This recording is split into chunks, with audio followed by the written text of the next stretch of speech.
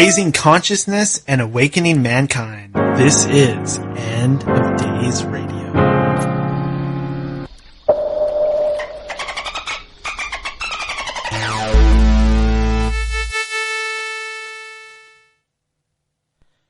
Hello, everybody. Welcome to End of Days Radio. This is your host, Daniel, and I am coming at you all the way from the beautiful, shimmering Emerald City, Seattle, Washington, located in the heart of the Pacific Northwest. That theme you just heard was our brand new theme song. It was created by my band, used to be called the Black Dogs of London, but I'm just going to call it Daniel's Band from now on because I was getting to thinking, and I'm not from London, and I don't know if I want to use the word London or the city of London in the title, in the name of my band. So I'm going to go back to the drawing board and just call it Daniel's Band for now, or just Daniel, DJ Daniel, whatever. But that was it. Like I said earlier, it was heavily inspired by the X-Files theme as well as the Coast to Coast theme. And it was created entirely on free open source software, which I'm really excited about because I was able to put together something that I actually liked using completely free software. I'm really into the open source thing. Tonight, very special episode. Every episode is special, let's face it. But still, tonight we will be joined by Stewart Swerdlow. He is a gifted medical intuitive. Stewart Swerdlow is a clairvoyant who has the ability to see auric fields and personal archetypes, as well as read DNA sequences and mind patterns. His great-uncle, Yakov Swerdlow, was the first president of the Soviet Union, and his grandfather helped form the Communist Party in the United States in the 1930s. To ensure that his loyalty stayed with the U.S. government, he was recruited, in quotes, for special government mind control experiments which enhanced his natural abilities. He spent years in service to various U.S. and foreign government agencies and special interest groups. His mind and body were used for genetic and mind control experiments, which led to severe illness, broken relationships, and premature Kundalini activation. After several years of deep self-analysis, Stewart merged with higher levels of his multi-dimensional self, which saved his life. Stewart has authored and co-authored with his wife Janet several books and lectures worldwide for a variety of groups, organizations, and large corporations. So I am absolutely pumped for this. I did read Stewart's book recently. It was called The Montauk Alien Connection. Very fascinating read. I enjoyed it, and that's part of the reason why I'm bringing Stewart back tonight. It's because I have personally taken more of an interest in the story, and I do admit part of it is because of this whole Pizzagate thing. As many of you are probably aware, the abducting children thing, it's very similar. Not that it's exactly the same thing. Of course, with the Montauk experiment, we're dealing with things that are far, far stranger than a bunch of sick people that are into children or whatever.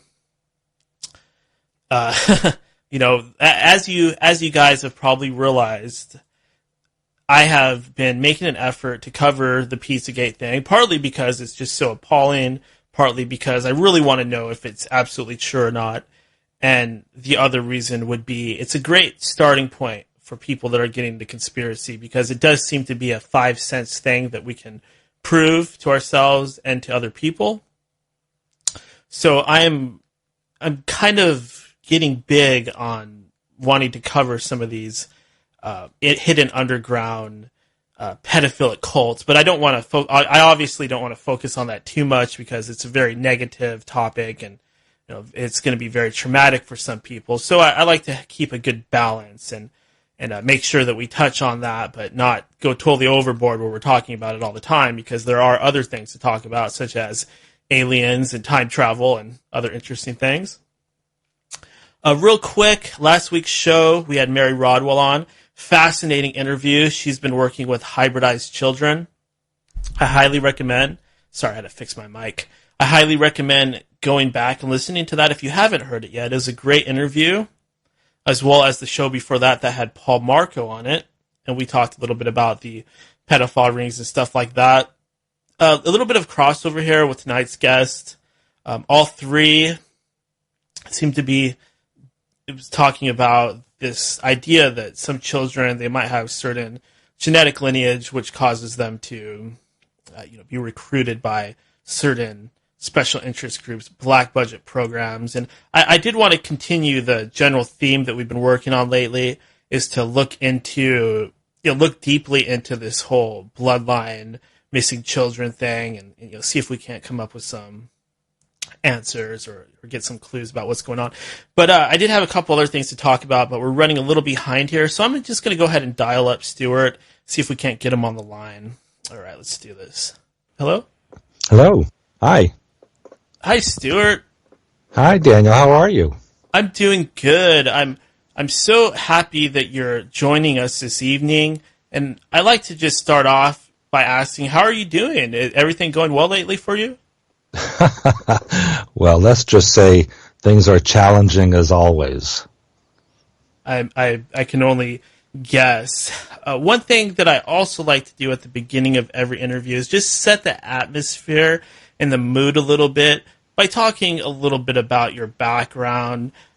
Would you mind just telling our listeners a little bit about what it was like for you growing up? I know you had a very interesting childhood because I just read one of your books, but would you mind going over that just a little bit? Well, sure, but it even goes back before my childhood because the listeners may know that my family was heavily involved in the politics of the Soviet Union. And so in this country, my family was very much monitored by the government. And because of that, I had very many strange experiences. For example, as a young child, I was taken to a doctor's office every week for very brutal examinations and injections. I was taken to dental offices also for very brutal work that was done on me. And this went on until my early teens, actually. And later on, much later on, I found out that the doctor I was taken to was, who we call Dr. Green, was actually Mengele, who did survive the war and spent his time between North and South America performing the continuation of his experiments from the concentration camps. So all of that led me to Montauk Project in 1970. And I should say that my father was involved in secret projects for many years prior to that as well. And it was because of all of that background that I was taken into the Montauk Project from 1970 to 1983. And during that time, I was subjected to mind control experiments, sexual magic ritual, alien contact, indoctrination, you name it, we had it done to us there. Can you tell us about the first time that you actually encountered an alien being? I understand this might have actually happened in childhood. Oh yeah, I was about 3 years old. It's interesting because I just did an interview a few days ago, and they asked me the same question. And I remember I was about 3 years old, maybe 2.5 to 3 years old, and I was in my bedroom sleeping. And the next thing I knew, I was in this what I didn't know what it was actually. I know now it was some kind of flying vehicle. It was small. Only it was 2 stories high. There was nothing in it. It just looked like gray metal walls and a kind of a spiral staircase going around a central tube in the middle. There was one being who looked to me very much like a living plant with humanoid shape, but like a plant. And it was my size, and I was only 3 years old. So it was obviously very short. And I remember it took me up to the second layer or deck of this vehicle, and the walls were like glass. You could see through them, even though they were solid. And I remember flying and seeing cities below and continents and oceans, and we must have flown for hours and hours. And then finally, this thing brought me back home and put me back in my bed. And that was the very first time that I remember having an experience with anything that would be considered non-human. What was it that inspired you to write a book entirely devoted to the alien aspect of the Montauk project? The first book that I wrote was Montauk Alien Connection. And the reason that I wrote the book was because I felt that I wasn't going to live a very long time, and I wanted my children to know what happened to me. I didn't really expect it to be a published book. It was more like a documentation or diary of my life that I felt I was going to leave to whomever was interested in after I passed away. And of course, I didn't pass away. And my wife Janet, who is a publisher, published the book for me. And there was a lot of interest in it, and so I continued on with other work and information that I knew. I really like the cover to this book. I understand it actually represents a particular alien species that might be related to Earth's butterflies. Could you tell us a little bit about that? Yeah, when I was a child, I was taken many times at night, but this one particular time, I was taken to what I call a platform. It wasn't really a vehicle. It looked more like a big platform in space orbiting the Earth. And in this platform were many different kinds of beings, and one of them was this butterfly-like creature, which I remembered seeing, and I remembered it left a very big impression on me because I had never seen a butterfly that big before, and it actually communicated mentally with me, and I felt that it was kind and it wasn't going to harm me like all the others did.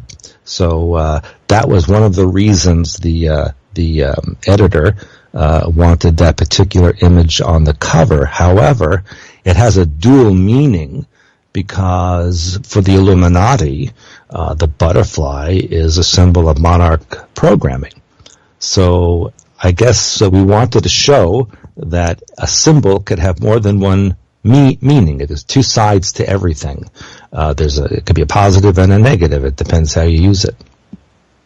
Now, a while ago when the Montauk Project was brought up and the topic of children going missing, when that was kind of going around on the internet, a lot of people didn't believe it, but now we have this Pizzagate phenomena popping up.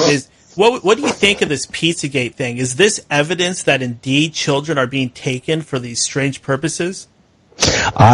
Quite honestly, I don't believe that story of Pizzagate. I think that was a made-up story. And they don't need to do that. They take children in other ways, and they're not that conspicuous, as far as that story was concerned. And so I think on the internet now, especially the last few years, there's been a lot of purposely planted stories to make people agitated and upset, I think, in order to, let's say, flush out the ones who would be reactive to it, to see what they will do and say about it, to see who is a problem, etc. So, unfortunately, a lot of these conspiratorial exposés, if you will, that we see on the internet these days, most of them I don't trust as being true. Interesting. I've been covering that a lot lately. I feel as though I've been falling for it. Well, I mean, look, I am sure that out there in the 8 billion people in the world, there are some stories that might be related to that. But this particular one that's been on the news, and I think it even associated Hillary Clinton with that story, I know that that's just not true. Now, one thing that I've always felt was interesting was the government's remote viewing program. Big fan of Coast to Coast. Often heard those guys going on there. My question is, Was the government's remote viewing program canceled in favor of much more advanced experiments, such as what was going on at Montauk? Well, that's a very interesting question because remote viewing, and this again is my perspective of it, this was a purposely planted procedure or teaching that was given to the public back in the 90s, actually, when they started to reveal remote viewing and made it sound like the government had been experimenting with it. And then people are out there teaching classes on this. And I can tell you that if people are teaching classes on remote viewing and saying that this is what the government was doing, I can assure you that that is not what they were doing, because they will not teach the public secret information that they're using for themselves.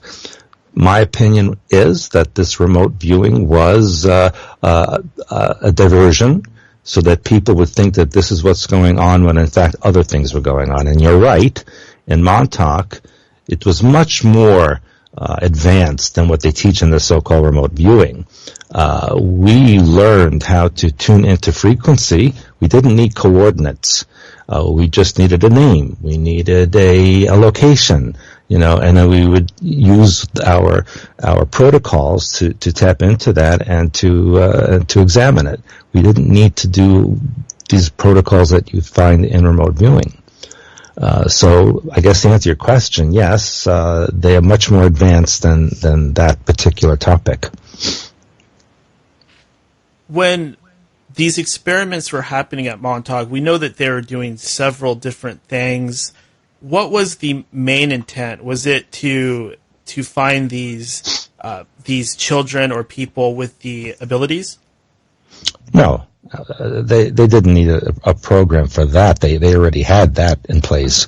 Montauk was about many different things. It was about finding out about hyperspace information, opening vortices, connecting to alternate realities, time travel. It was about using sexual magic ritual to learn how to program people, create mind control on a global basis, even create weather changes and things like this. That's what Montauk was about. And what alien group was the most involved? Well, over the years, there were quite a few that I saw. I would say the ones that were most prevalent were the ones from Sirius A. There were also reptilians involved. I saw beings from Aldebaran. Sometimes they were little grays, but they were not very welcome. And they were very human-looking beings that you would never know were extraterrestrial or alien, but they were. People should realize that out there in the universe, there are more human-like beings than not.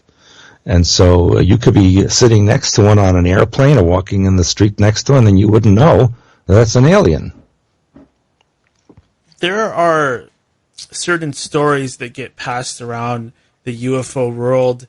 One of them that I'm interested in are these stories that happened post-World War II where the alien groups landed, tried to make a deal with certain governments, the U.S. government. There was also the interaction that supposedly happened between the Nazis, the Third Reich, and I think they might have been the Aldebarans or a group like that. Yeah. Are these things true? Yeah. I mean, I don't know which particular stories you're mentioning, but many of them are true. Especially, the Germans were in contact with these beings since the 1920s. The Russians or the Soviets were in contact with other groups in the 1920s. So when you say post-World War II, it was already old news, and even the U.S. government was aware of alien beings and even had crash retrievals before World War II began. So this was known. There's even evidence that in the 1800s, as the U.S. was expanding towards the West, that there were interactions with beings that were found in mountains and caves, etc., that were reported to the government. So yeah, these have been going on for a very long time. How about Roswell? In your best estimation, would you say that the story of the being that was found in the craft, is that true? There was a being found alive in the craft, yes. But in the 1940s and in the 1950s, there were a lot of crashes on the surface of the Earth, not just in this country but elsewhere. There were many beings that were found alive.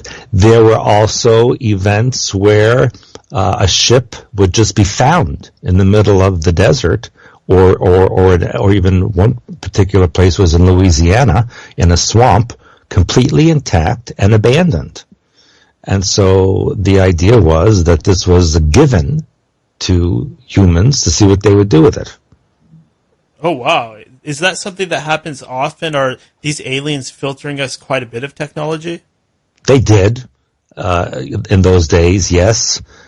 Remember that they've always been here. It's not just from the 20th century. Alien beings and ships have been reported since biblical times and even before that.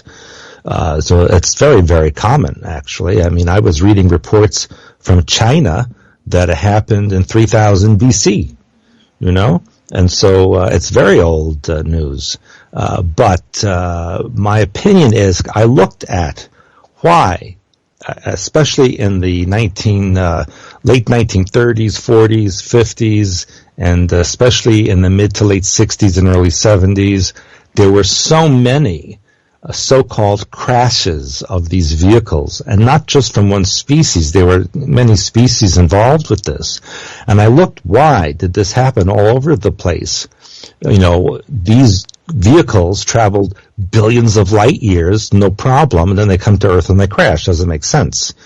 And so what I looked up and found out about, and plus I did have some contacts with people who knew, that apparently they were shot down by other alien beings who were at war with them.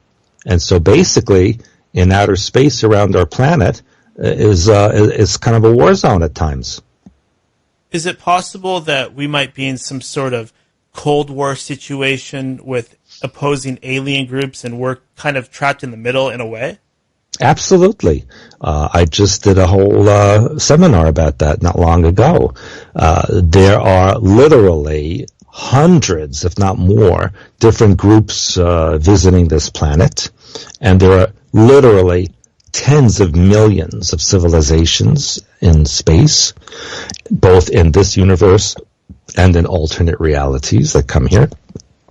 And that's because this Earth is basically an experiment. It is a big laboratory where others come to perform their functions, to test things out, to do genetic manipulation, to perform mind control systems, to see what the results will be. And just like we see happening in countries on this planet, the Earth is used for proxy wars between species so that they don't fight and damage their own planets, but they fight here. Oh, thanks, guys. Yeah, and in fact, out there, the Earth is considered to be like the Syria of the galaxy. You know, it's like it's a mess. It's needs to be controlled and quarantined. One thing that has bothered me in the past was a lot of this information that's out there. It does feel very negative, and it could even lead to depression for some people. But the truth is, the way you describe it, there are actually good guys out there. There are good aliens that are kind of keeping the bad ones in check. Is that correct? Well, let's put it this way. All the ones that come here and interact here have an agenda. They're not here for love, light, and peace, and they don't really care about humans one way or the other. They worry or concerned about what's happening to them. Yes, out there are benevolent beings, but they don't interfere. The benevolent ones stay away because they're not going to interfere with the development of another civilization, and they know that. They watch.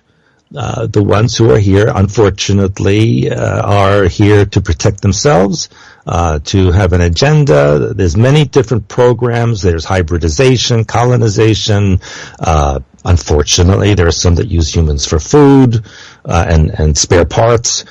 Many use the Earth for resources because the Earth does have an abundance of resources that isn't found in many other places. So it's become a popular destination, if you will. Are many aliens actually above just being three-dimensional, as in above being physical, actually non-physical beings? Yeah, I talk about this in my work because legally there's a difference between an alien and an extraterrestrial. And the U.S. law, it's actually illegal for an American citizen to have contact with an extraterrestrial, but it doesn't say that you can't have contact with an alien. That's because legally, an alien is a physical being from a physical world somewhere in this universe, can be monitored. An extraterrestrial is a being who may or may not be physical and may or may not come from this universe, so hard to follow or monitor. So therefore it's illegal to contact that, because government can't watch you so easily with it. So I always make that distinction in my work about alien and extraterrestrial, because they are two different things legally. Would the Syrians be the most advanced alien group that you have encountered? Well, I will say when I was in Montauk, yes. The beings from Sirius A were known to have the highest technological levels that were known. But since that time, there has been contact and evidence of other civilizations that are way more superior to even them. Were we created by aliens? Of course. Humans are not a natural race. That is why you have DNA that is mammalian and reptilian. Not supposed to happen naturally. This is artificially created. And so that's another reason there's a great interest in humanity here, because the whole human race is artificial.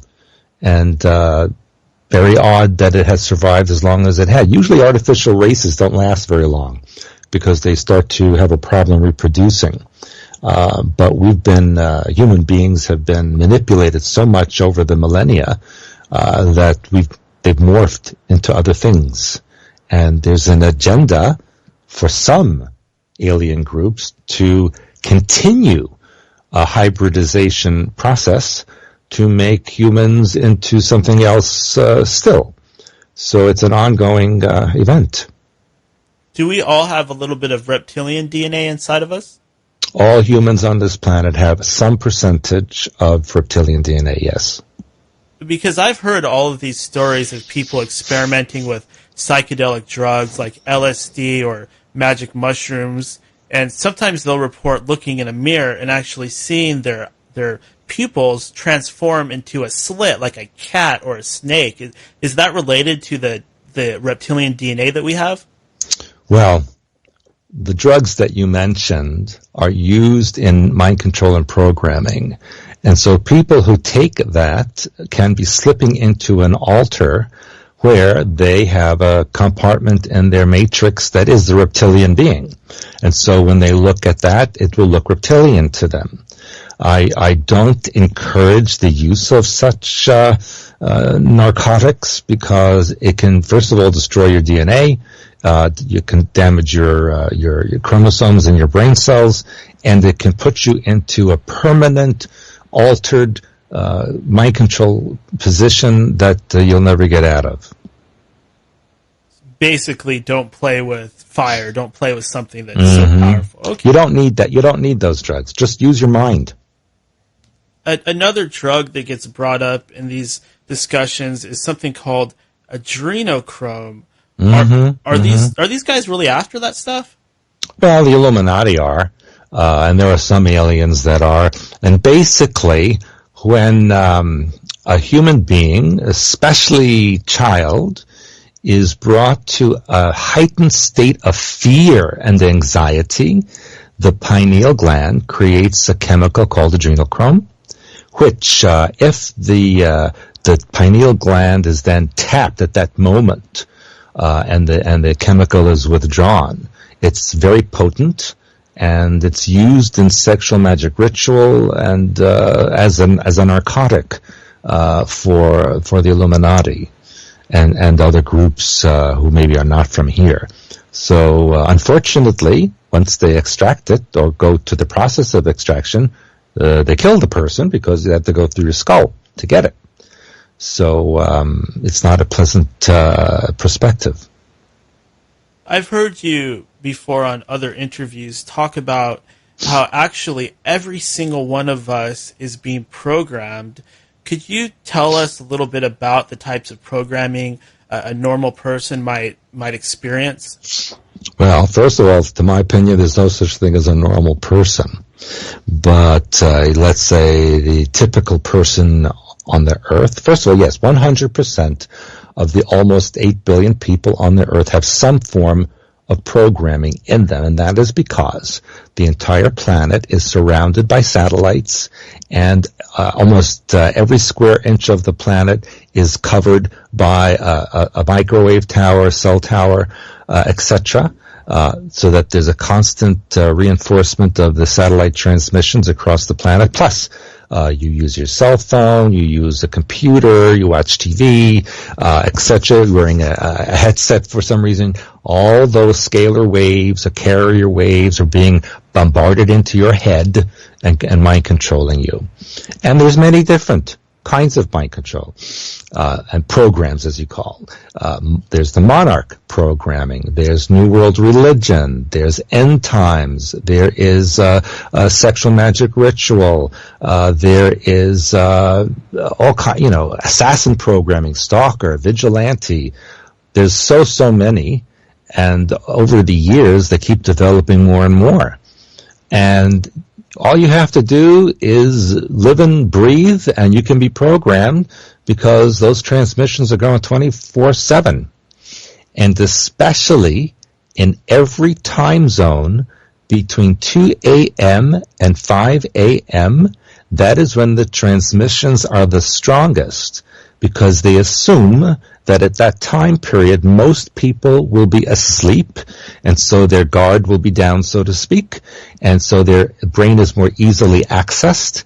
And I think many of your listeners may know that between 2 a.m. and 5 a.m. every night they wake up, even if it's just briefly. And the reason is that when you wake up, it resets the program or downloads it in. You have to change the level of consciousness after you enter the program so it sets. And so they have to wake everyone up at some point between 2 and 5 a.m. And sometimes you think you have to go to the bathroom, or sometimes you think you just woke up and you roll over and go to sleep again. Whatever the reason is, you take note when you wake up in the middle of the night. It's usually between 2 and 5 a.m.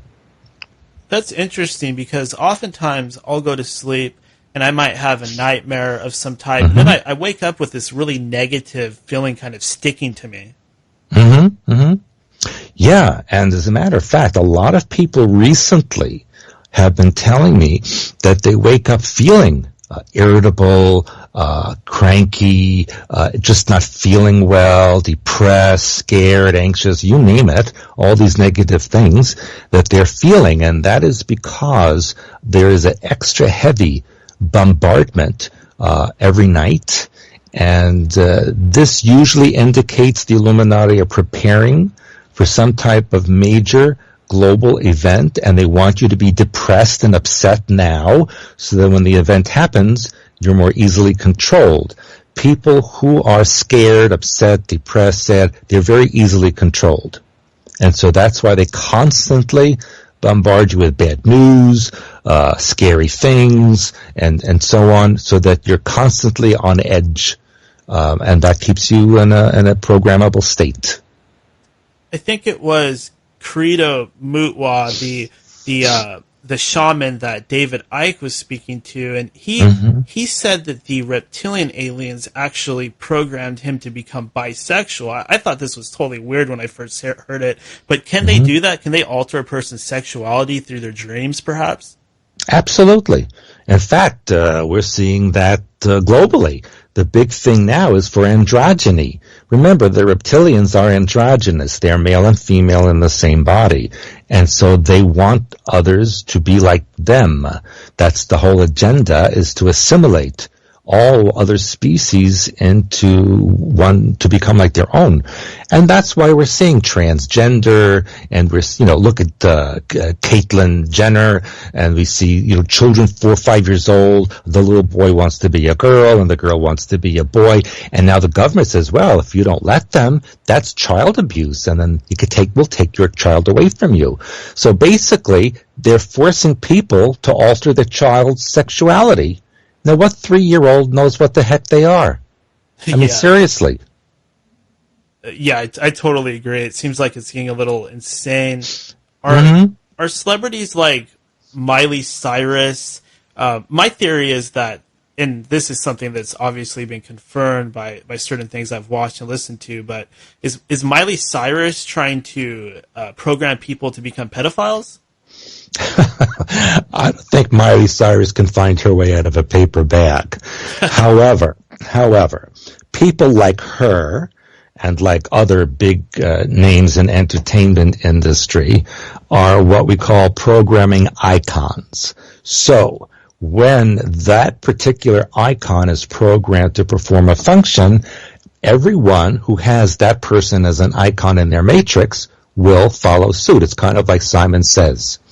When Britney Spears, I think it was she who shaved her head one time, and then the next day, thousands of people across the earth shaved their head.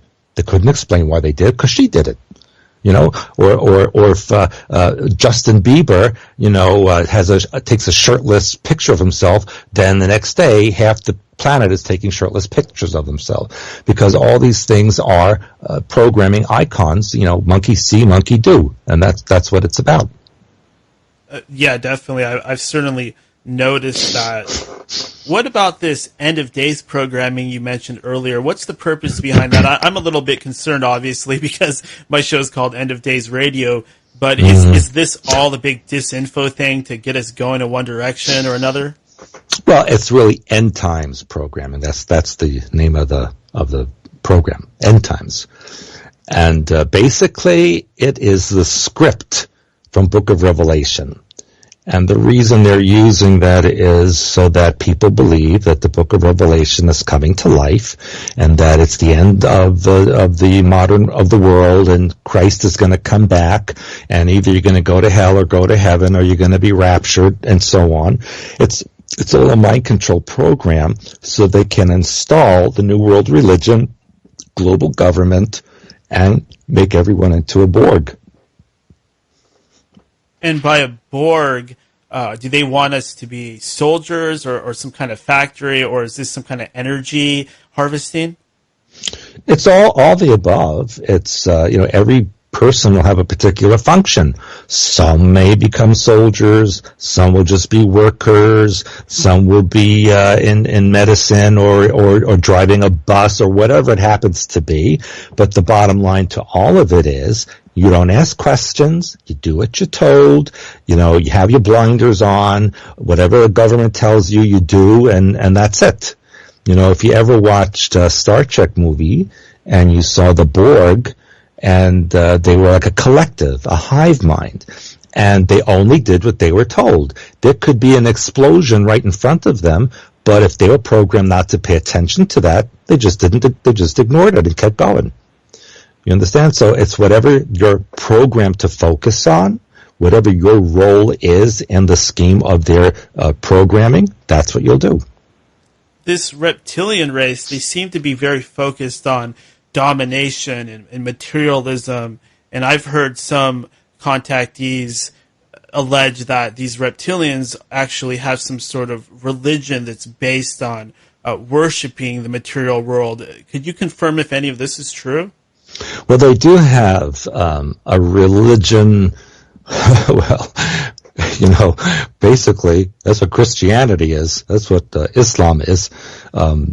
It's a religion based on lower astral entities, and connecting to them. And the reason it is very materialistic is because many of these lower astral entities they're not physical, but they want to participate in the physical world, which they find fascinating. And so they like to get involved in material things and collect material things. But the reptilian mindset feels superior to mammalian mindset. They feel that they are more advanced because of being androgynous. And the reason they feel this is because when you go outside of physical reality, there is no gender. So the God mind is not male or female. It's kind of a neutral. Well, because they are androgynous, they feel they represent that more than a mammalian being who has to be male or female. To them, that's very inferior. Another aspect is genetics, that reptilian genetics over millions and millions of years does not change very much. It stays rather constant, whereas mammalian genetics constantly adapt and evolve and change. And so to the reptilian mindset, that means that they are superior because they don't have to change, and humans are inferior because they constantly have to change. And so these are some of the reasons why the reptilians feel an agenda of superiority and control, because they feel they more closely represent the God mind. I grew up in a very religious household, very hardcore Christian, and I was always taught that any alien experiences or anything weird was demons. It was demonic. But it sounds like the way you describe it, actually these reptilian beings, these aliens, they actually worship or somehow work with these demonic beings. Yeah, well, that would be the perspective. From a human point of view, yes, they do. Their ritual, especially the sexual magic ritual, where they invoke an astral being to enter a body and use it for the ritual. But I will say, if you want to look at religion on Earth, my opinion is all religion is mind control and programming, because all of the religions tell you must believe in a certain way, you can't deviate from what you are told, don't ask any questions, and so on and so on. It keeps you rather narrow focused and not getting any answers. And, as far as satanic ritual and bloodletting and all of this, look at Christianity. And when you go to church and you go for communion, you're supposed to drink the blood of Christ and eat the body of Christ. Isn't that cannibalism? Yeah, definitely has always seemed very strange to me. Yeah, and that comes from Sumer, which was a reptilian-based religion civilization, and where the word comes from, the priests of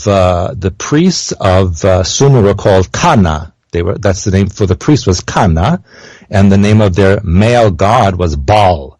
So if you were a priest of Baal, you were called a cannibal. Understand?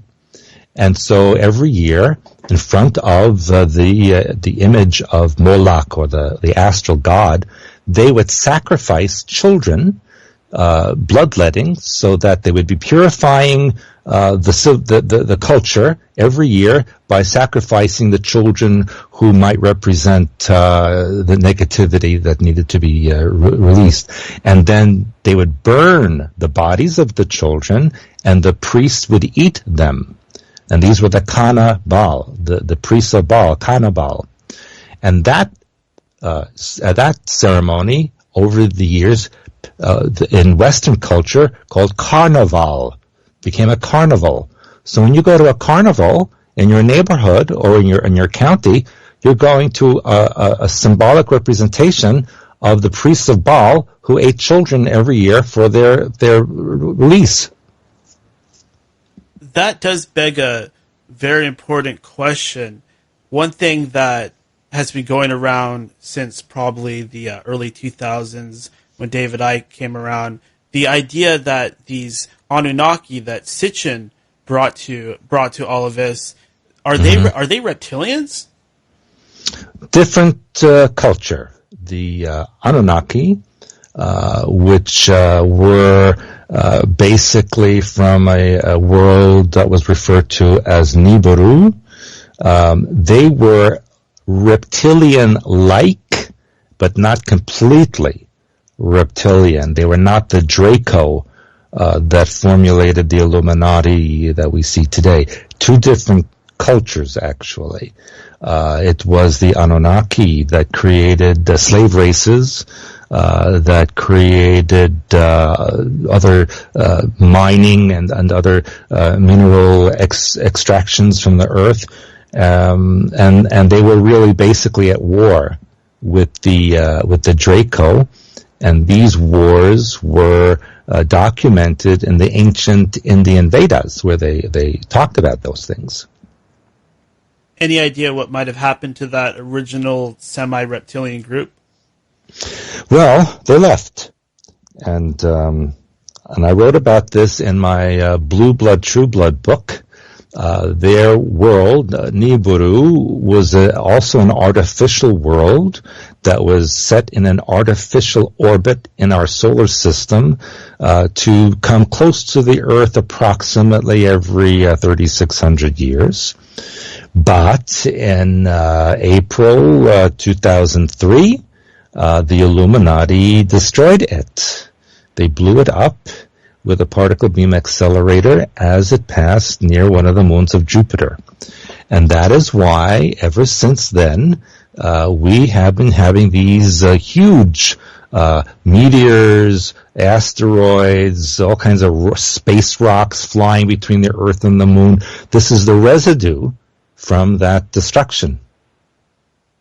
In fact, just a few days ago, one of them passed between the Earth and the Moon. One of the debris pieces. Did they want to get rid of any evidence that what was the purpose of this? Well, first of all, as you know, the Anunnaki and the Draco are enemies. Second of all, underneath Baghdad was a stargate that was created by the Anunnaki so that they could transfer from Nibiru to the Earth. And that is why in March 2003, the U.S. invaded Iraq, went straight to Baghdad, straight to the museum, straight to the underground area, and destroyed the stargate. And 1 month later, as Nibiru came close to Jupiter, they destroyed Nibiru. So basically, they got rid of them so that they would not come back here. The really deep levels of world governments, they're aware of the Anunnaki, and they're very aware of all this stuff, it sounds like. They know all those things, yes, of course. Are any of these Draconian reptilians actually good? Well, from their perspective, they are. Hitler thought he was good too. So, I mean, it's a matter of perspective. And to my opinion, any group or any person that wants to control another one, that's not such a good thing. And yet, from their perspective, they think that they're helping the civilization by keeping it in order. So, again, matter of perspective. Now, the book you just mentioned, of course, looking forward to reading this one as well. What was it that inspired you to write it, and what is it mainly about? Which book now are you talking about? The one that you brought up just a few minutes ago, Blue Blood, True Blood? Oh, yes, right. That was actually, I wrote that as a sequel to the Montauk Alien Connection, because in the Montauk book I wrote about some personal experiences that I had, and then in the Blue Blood book I followed it up what happened subsequently, and then included history in that book.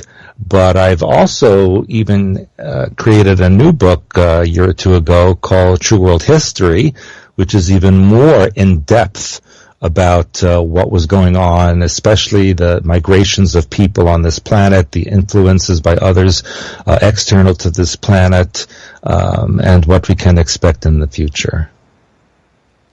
Another hot topic along with Pizzagate is the topic of CERN. Is this just more disinfo being floated out there to mess with us or target certain individuals? Well, CERN is not doing good things.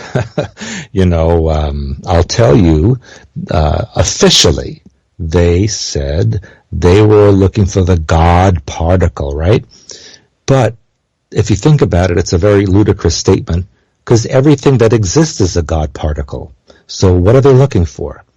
In effect, what they are doing with this particle beam accelerator is trying to collapse alternate universes into this one, or I should say merge alternate universes into this one, specifically targeting alternate realities where the Illuminati are already in power, where the Draco never lost power, and so on. And fortunately for the planet, CERN is being sabotaged constantly. And that's why they're always having to shut it down and then reboot it, and then something else happens and they shut it down again, because it's being sabotaged. And that's a good thing. Now, there's a lot of people out there, entire communities, that are very interested in ceremonial magic. Sometimes they spell it with a K at the end. I think Crowley actually started that. Is it possible that this entire body of knowledge maybe in fact came from these reptilians, the Annunaki? Because it seems like this stuff started in Sumer or before then. Are you talking about the ritual and the programming and all of that? Yeah, just in general, this ritual magic, the worshiping of these beings, perhaps Moloch. That is actually over 1 billion years old. All those rituals, the programming ideas, etc., that's over 1 billion years old and was brought here, of course, from elsewhere. But yes, that has influenced every aspect of life on this planet, whether people realize it or not. Just about everything you do every day is influenced in some way by mind control and programming. Well, that certainly explains why it's so powerful and why it works so well. It comes from a very long time ago. Yes, and the reason that they did it to the reptilians, it's a way of life. They program themselves as well, and that is because a programmed civilization does not allow for deviation or for alteration of the culture. It continues on uninterrupted into the future. And so for them, it's a system of continuity and management. Are they actually manipulating time to keep us inside a matrix-like prison? I can't say they're manipulating time. Time and space are an illusion anyway. They are manipulating the mind so that you have an issue with time, perhaps, and they create time constraints on the earth to keep people anxious. And again, anxious and fearful people are easily controlled. That is why they set up a system. You have to work 9 to 5, Monday to Friday. You have to be on time. You must go to school at this time, and you must exit at this time. And you must brush your teeth at this time and go to sleep at that time. And at certain time, you have to watch this program, and another time, another program, and so on and so on.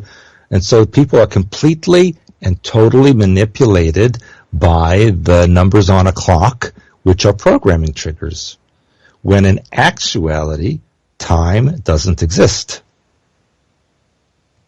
Are you personally, are you happy with the amount of information that's being distributed regarding these topics? Do you feel like the good info is starting to come out, or is it frustrating because it feels like people still won't listen? See all of the above. Okay. Because, yes, I'm glad to see that there is some information coming out, but it's very disappointing to see that nobody really pays attention. And, I travel a lot, all the time. And unfortunately, I'm not seeing what people say, oh, people are waking up and people are going. No, they're not. I think they're more stupid than ever. You know, just look what's going on in this country alone. It's just a bunch of stupidity. And people are just feeding right into it. And so, no, I don't see anything changing for the better at the moment. I've certainly noticed that. I've been doing this show for about 4 years now, and the intent was to awaken humanity. It's just not really working. You know, I'll tell you, humanity has taken a huge sleeping pill, and they're not waking up. I want to backtrack a little bit to the Annunaki once again. Zecharia Sitchin, I actually read all of his books, and it seems that he really avoided any reference to serpent cults or anything like that. Was he hiding something? Yeah, he was. First of all, look, I met him personally many years ago, and I will tell you that he purposely mistranslated some of the Sumerian texts. And he was proud of the fact that he got a lot of people in trouble for the information that he gave them, and I heard him say that personally. So what his work, his work is interesting, and it brought an idea to the public, but the message that he gave out was not correct. Yeah, that's implications of that are a little bit scary because he's been around for a while and he kind of opened the the doors. He's dead now. Yeah. And these reptilians, I've also heard, and I believe you've mentioned cannibalism already, but could you confirm they do in fact eat human flesh? Some, not all of them, but some of them do. Yes, absolutely. Understand that the ones who have a 50-50 split of mammalian and reptilian DNA have a great difficulty in maintaining human form because it's not predominant. And so in order to maintain human energies and form so they can walk around in the world and not look strange, they consume human blood, hormones, etc., so that enhances the mammalian side of their genetics. How about these allegations of the Queen of England being one of these, possibly a 50-50 hybrid? In your estimation, is this true? Yeah. Yes. I've met her myself, and I also know people who worked in the palace. And yes, she is known to shapeshift. And these reptilians, I've heard that they're very, very big. I can't imagine a human like me would stand much of a chance if I was to try to fight one physically. Like a boxing match. I wouldn't stand any chance, would I?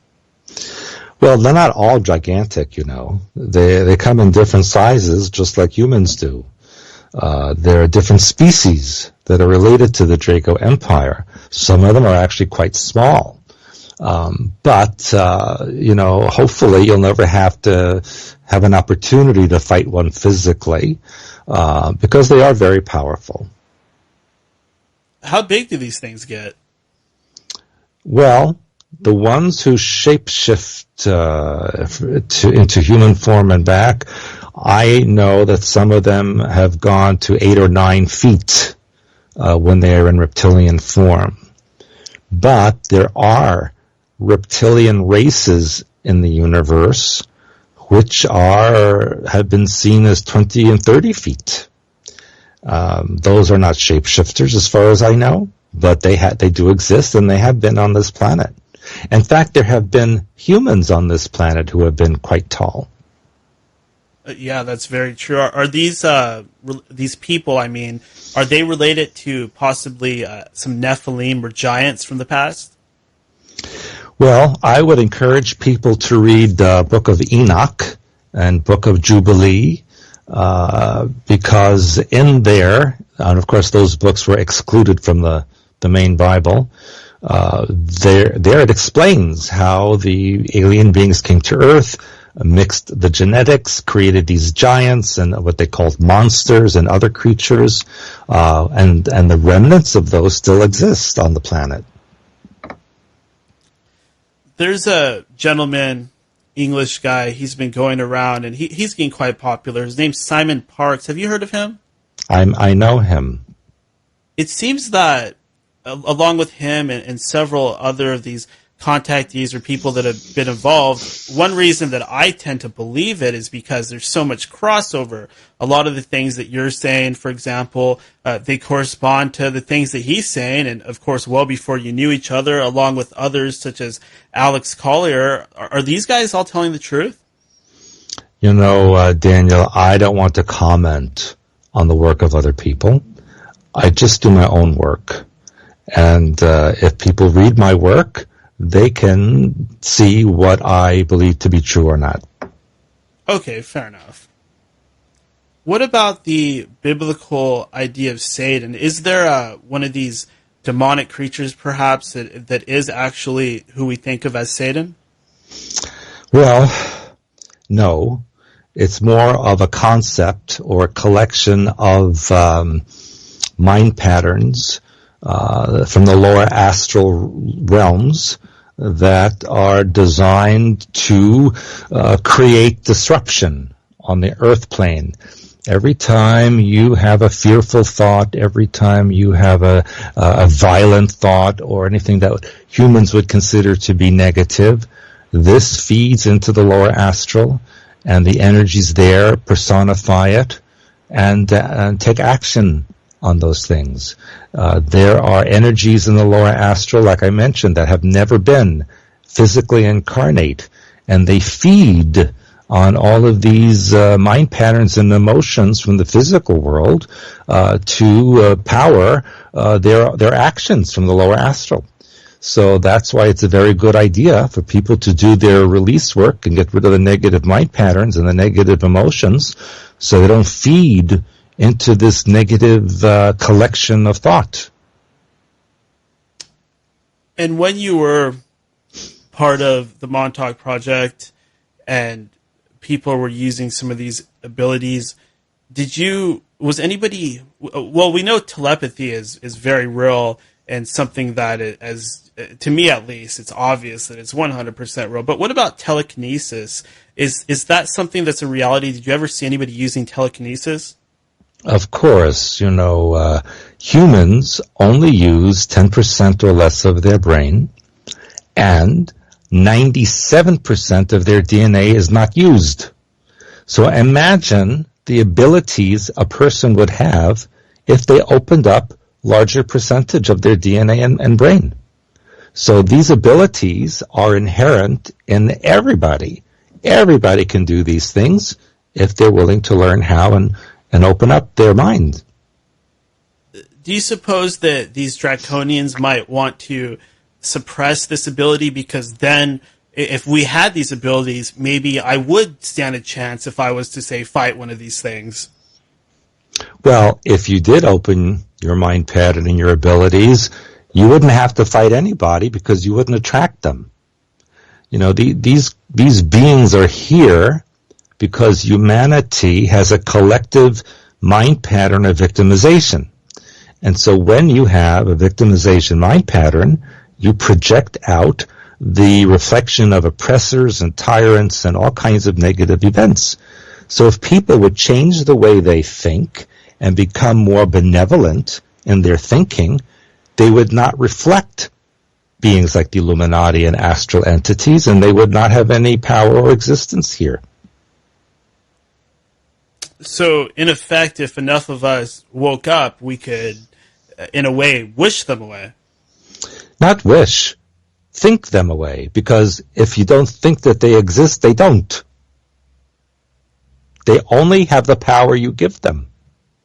If you have no thought about them, they can't exist.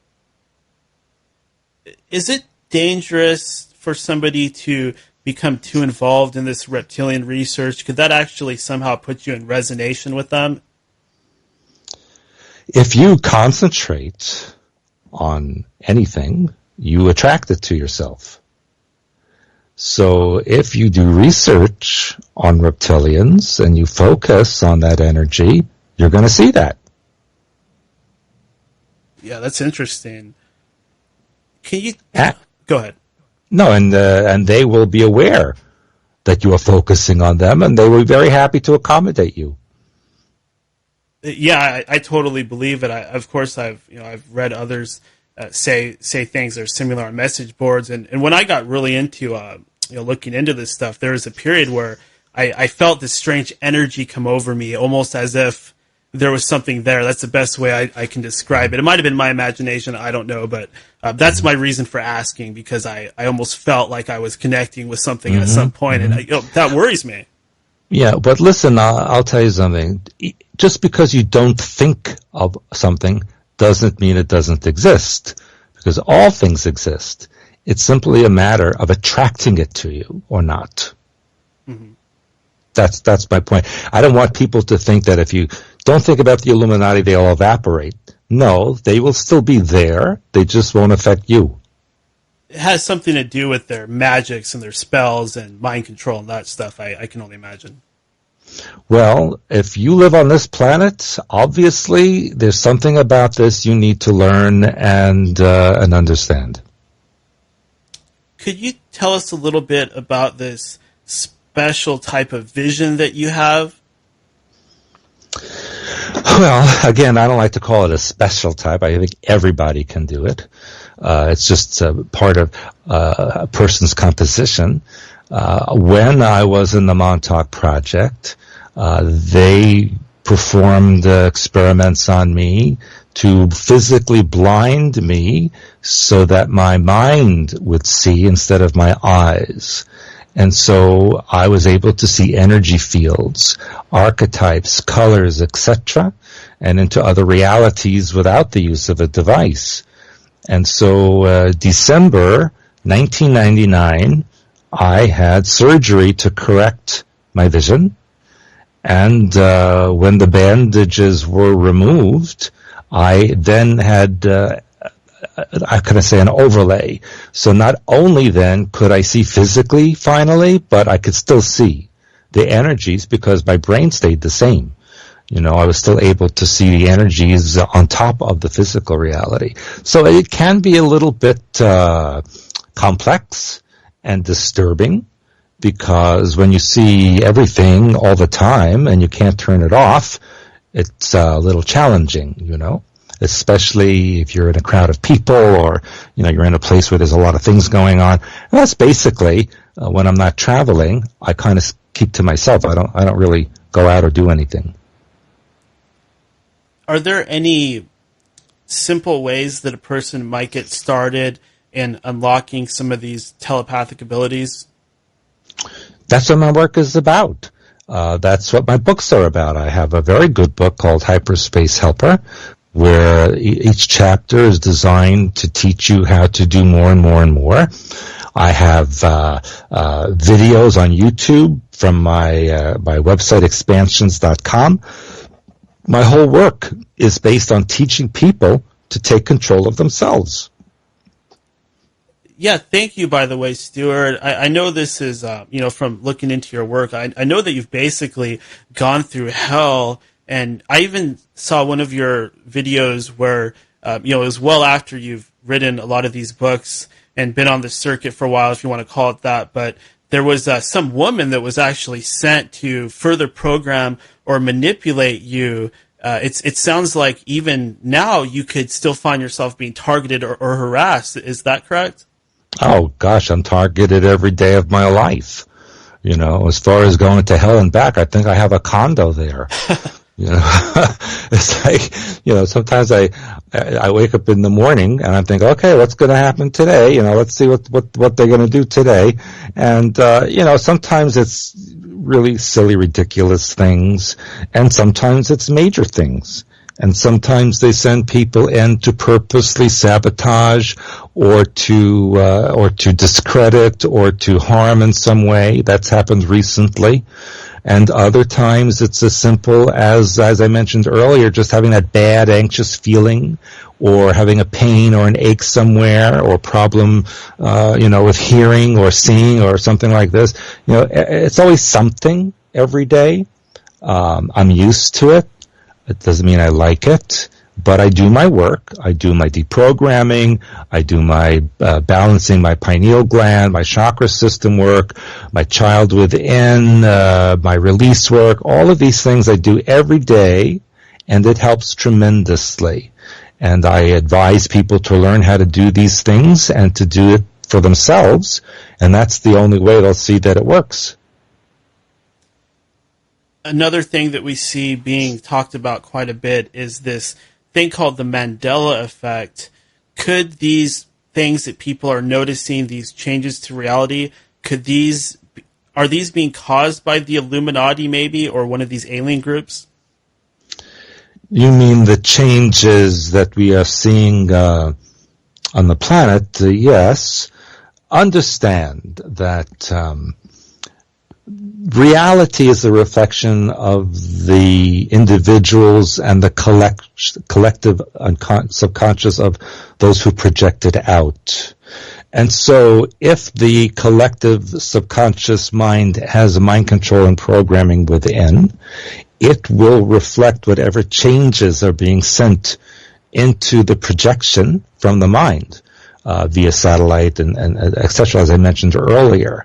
So, yes, we can say there is an influence externally to humanity. However, I will have to say that humanity is allowing this because they're not working on their own minds, and they're not using protection techniques or deprogramming. And so basically, they have the doors open and the burglar alarm is off, and so people are just walking in the house and doing things. And people need to take control of themselves. What I do personally is I'll use a basic protection spell that I found online, as well as picturing a force field or bubble around myself. Do these techniques work? Well, I don't know what you're using, so I can't comment on that.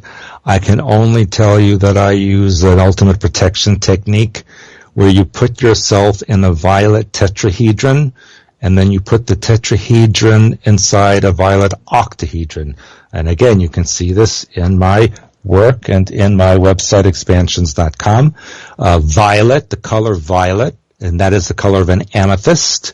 That has the function of protection and filtering of energy. So if you want protection, you need to use the color violet. Okay, that sounds like a good tip. Now, what I wanted to ask next is, I hear a lot of talk about a Luciferian agenda. Is that a big part of the conspiracy, the Luciferianism? Sorry, I pronounced that horribly. Are a lot of these people Luciferians? Well, basically what that means is they are connected to the lower astral, yes. Isn't it interesting that the Vatican has a space observatory in Arizona called Lucifer? Why does the Vatican have an observatory called Lucifer? I mean, people should ask these questions. And I understand that there is also an artificial intelligence involved here. Is this thing a god of some kind? Well, let's say that this artificial intelligence is the software that's running the mind control and programming. And it has become self-conscious. So in effect, it is like an entity. And it's a complicated situation because it involves technology, it involves programming and mind control. It's very pervasive. So when a person says AI or artificial intelligence, that's an umbrella. And underneath that umbrella are many different aspects. So we need to be specific when we talk about these things. What particular part of it are we discussing? Yeah, that's definitely a complicated subject. I just wonder, because these reptilian aliens, because they are so tied to the material and physical, I wonder if they would like to work with something like this, because that's basically the definition of an AI is a super intelligent God inside of a machine. It's not a spiritual thing. It's very physical. Mm-hmm. Yes, that's correct. However, understand that it can be, the AI itself can be controlled by a physical being. Unless, as I mentioned, it becomes self-aware itself, and doesn't allow control by external forces to itself as well. So in effect, it's like an intelligent being, which it is. Are these negative groups, Illuminati, reptilians, and the rest of them, are they manipulating our chakra system? They are doing everything in their power to do that, yes. The chakra system has specific colors that are natural to the body. However, procedural protocols from HARP, for example, from other satellite transmissions, alter the frequencies of the colors so that they aren't natural anymore, and that can cause illness and other things. And it sounds to me like you have a rather strong belief in reincarnation. Do you believe in okay, go ahead. Reincarnation is an illusion, just like time and space, because reincarnation means one lifetime follows another lifetime and another, and that's a linear physical perspective, which, if you want to understand about lifetimes, that's okay to look at it like that. However, if you stand back far enough, you realize that all of the lifetimes are simultaneous. They're all occurring at the same moment in the eternal now, so that there's not one that comes before another. It's not a line, it's a circle. And there's no point on the circle that's more or less important than another. And the consciousness is in the middle. And so the idea of reincarnation is good, so that people can understand that there are many, many lifetimes that we have. However, we need to also realize that those lifetimes are simultaneous and not involved linearly, so we can tap in to any one of them at any moment, because they're occurring right now. One thing that people often report, people that are victims of harassment, electronic harassment, is a very high-pitched whine sort of sound. It almost sounds like a beeping, and it'll oscillate and kind of change in frequency. Have you ever experienced that real high-pitched whining sound? Every day of my life. Oh, boy. Of course. Yeah, of course. And again, this is coming from the satellites. This is coming from the ground towers that are amplifying the satellite transmission. It's coming from your cell phone, your computer, your iPad. It's coming from all these electromagnetic devices. If you have a microwave, throw it out. Even the electric company overproduces electricity and dumps the excess in the ground, so that the ground itself becomes a carrier wave, so that your house is just completely permeated by these energies that allow mind control waves through. And so that can produce those sounds. Now, there's another aspect to it. People who are extremely sensitive, have very sensitive nervous systems, can perceive the vibrations of the earth and also of the natural electromagnetic field of the earth, so that if there's a tectonic movement, a volcanic eruption, a storm somewhere, that pushes or creates waves in the electromagnetic fields of the earth, and people can hear that as well. So there's different layers here to talk about, both natural and unnatural. There are people out there that actually aspire to meet with aliens. If if somebody wanted to meet with a positive alien group, is that a good idea, or is it too dangerous because you might open up the door to something very negative? Gee, all you got to do is look in the mirror. You're an alien. All people on this planet are alien. There's no life that's natural to this planet. Everything here is alien. But to answer your question, why would you want to do that? Because as I've mentioned, all the ones who are here have an agenda. They're not here for love, light, and peace. I'm sorry for all you new age people that want to believe that. That's part of your programming, so that you don't pay attention to the negative things that they're doing. Benevolent beings don't abduct people and take organs out of them or put implants in them.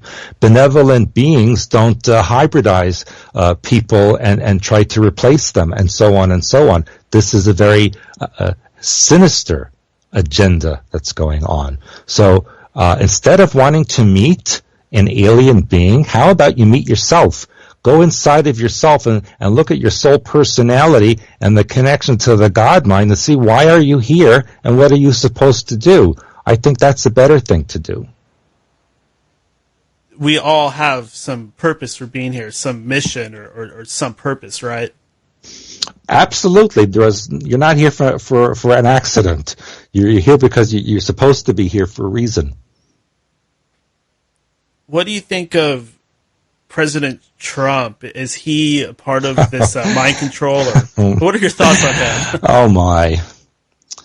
Well, how shall I say? He's very interesting.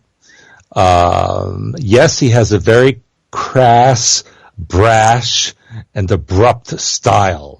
And people aren't used to it. And I just did a radio show in Hawaii a couple of days ago, and I was asked again the same question. I think all your radio hosts have the same questions. They must give it to you every day. But listen, Americans, Europeans, they've been eating candy for a very long time.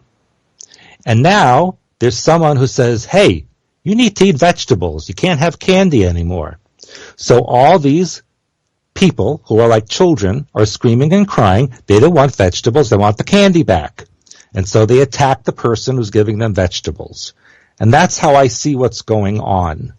I know that President Trump has an agenda which is very much different than the Illuminati. And as people know, his election was very odd, and on the surface, he shouldn't have been elected. But here he is.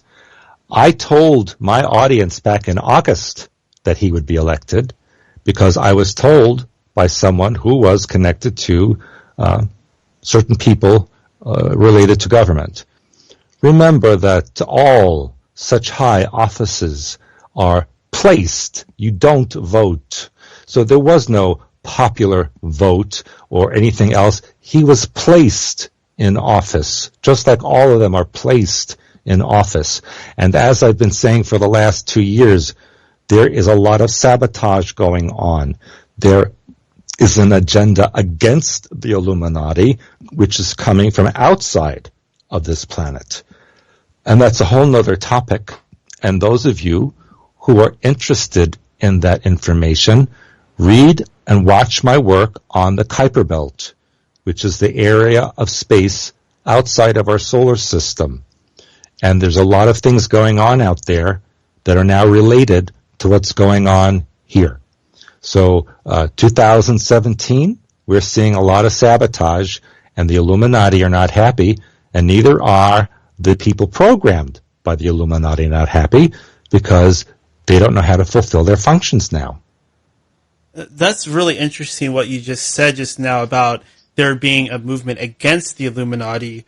Is there a actual alien disclosure coming soon where perhaps it might be a partial or a false disclosure where the Illuminati is perhaps brought out and exposed, but there's actually another layer of deception there? There will always be a layer of deception on any alien information that's presented to the public by officials. They will never tell you the truth, because if they do, they would have to be arrested and imprisoned and maybe executed. So they will never tell you the truth because they have performed criminal acts with these aliens over a very long period of time. So no, they're not going to tell you the truth. They're going to lie to you and tell you that they didn't know about it and it's a big surprise to them and they just are in the dark as you are and all that kind of crap. Every president since I can remember has said, oh, when I'm president, I'm going to reveal the truth about aliens. Well, I'm still waiting. And what would you say for all of the people out there that are following your work or getting into this stuff?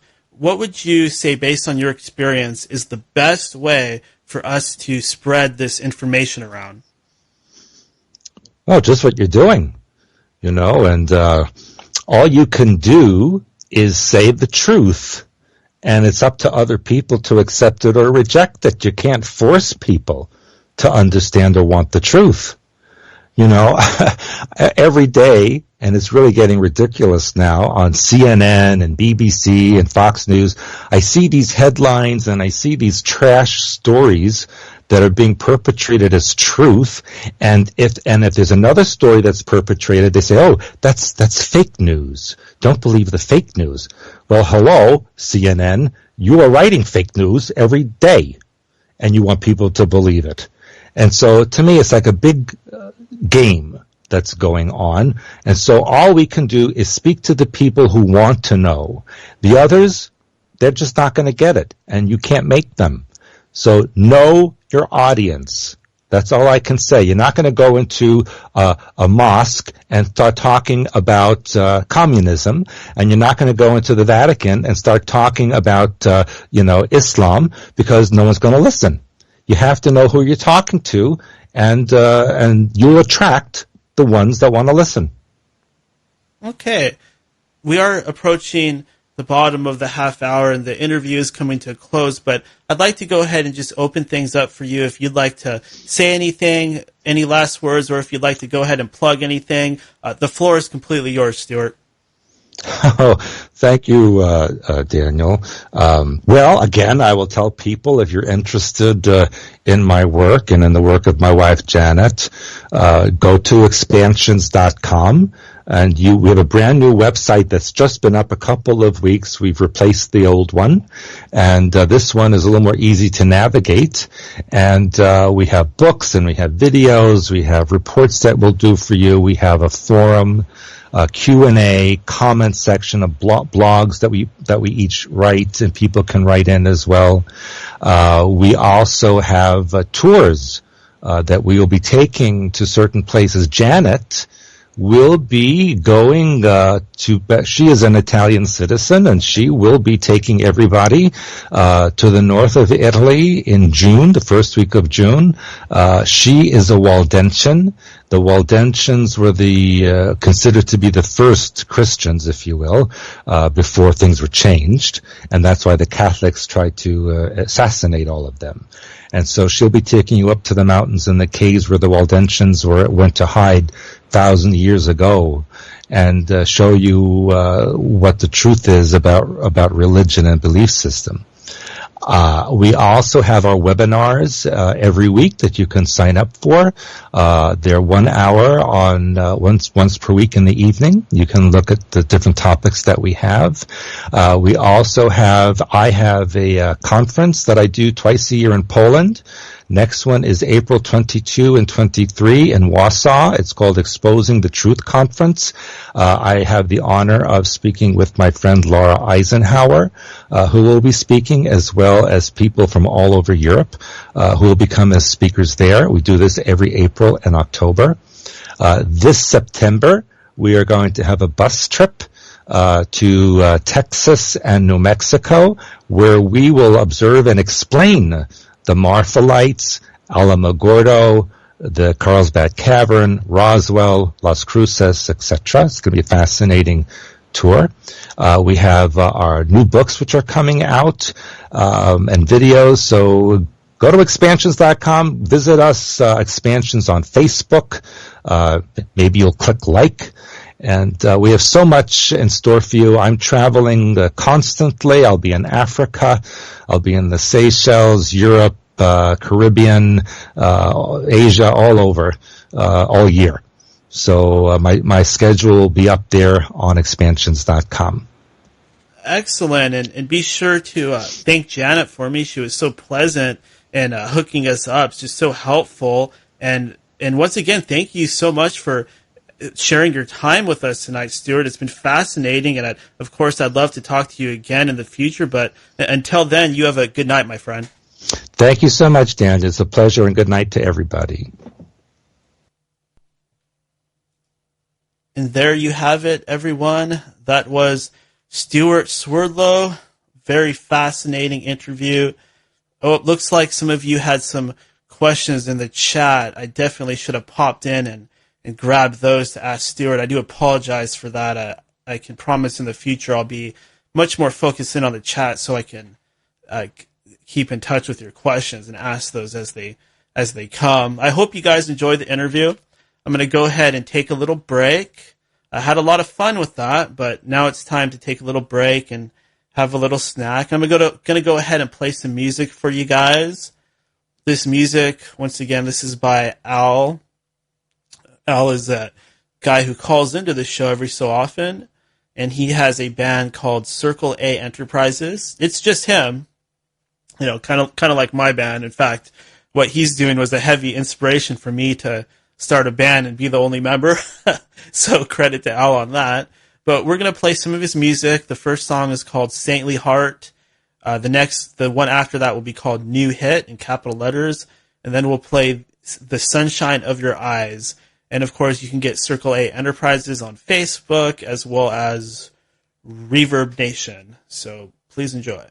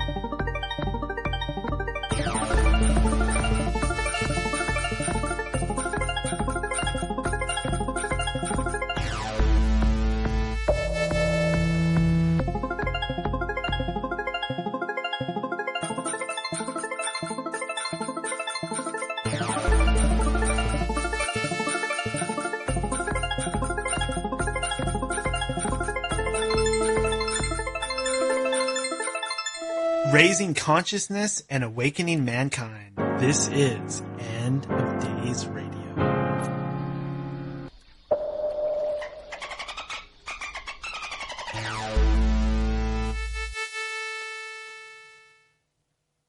Wah, wah, wah, wah, wah, wah. I love that so much. Hey everybody, what's going on? I am Daniel. I am back. And we are all ready to go ahead and start the next section of the show. As you guys know, after the interview, we come back here, and the way it works now is we just open things up.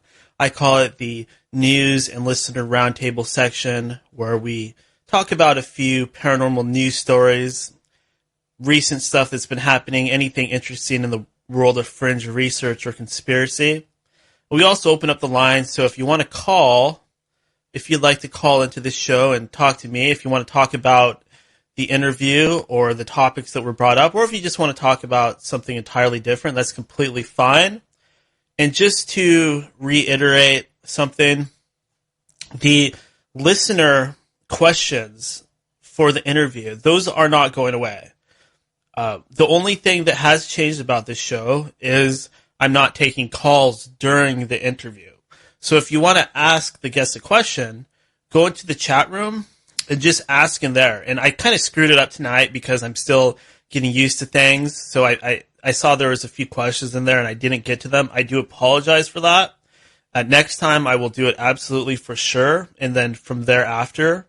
So if you want to interact with a guest or ask them a question, just go into the chat room and ask. And I'll be sure to give them your name, and if you want to use a different name or you want to use your real name instead of whatever name you pick for the chat, then just put this question is from so-and-so and put your name, and then I'll ask it that way.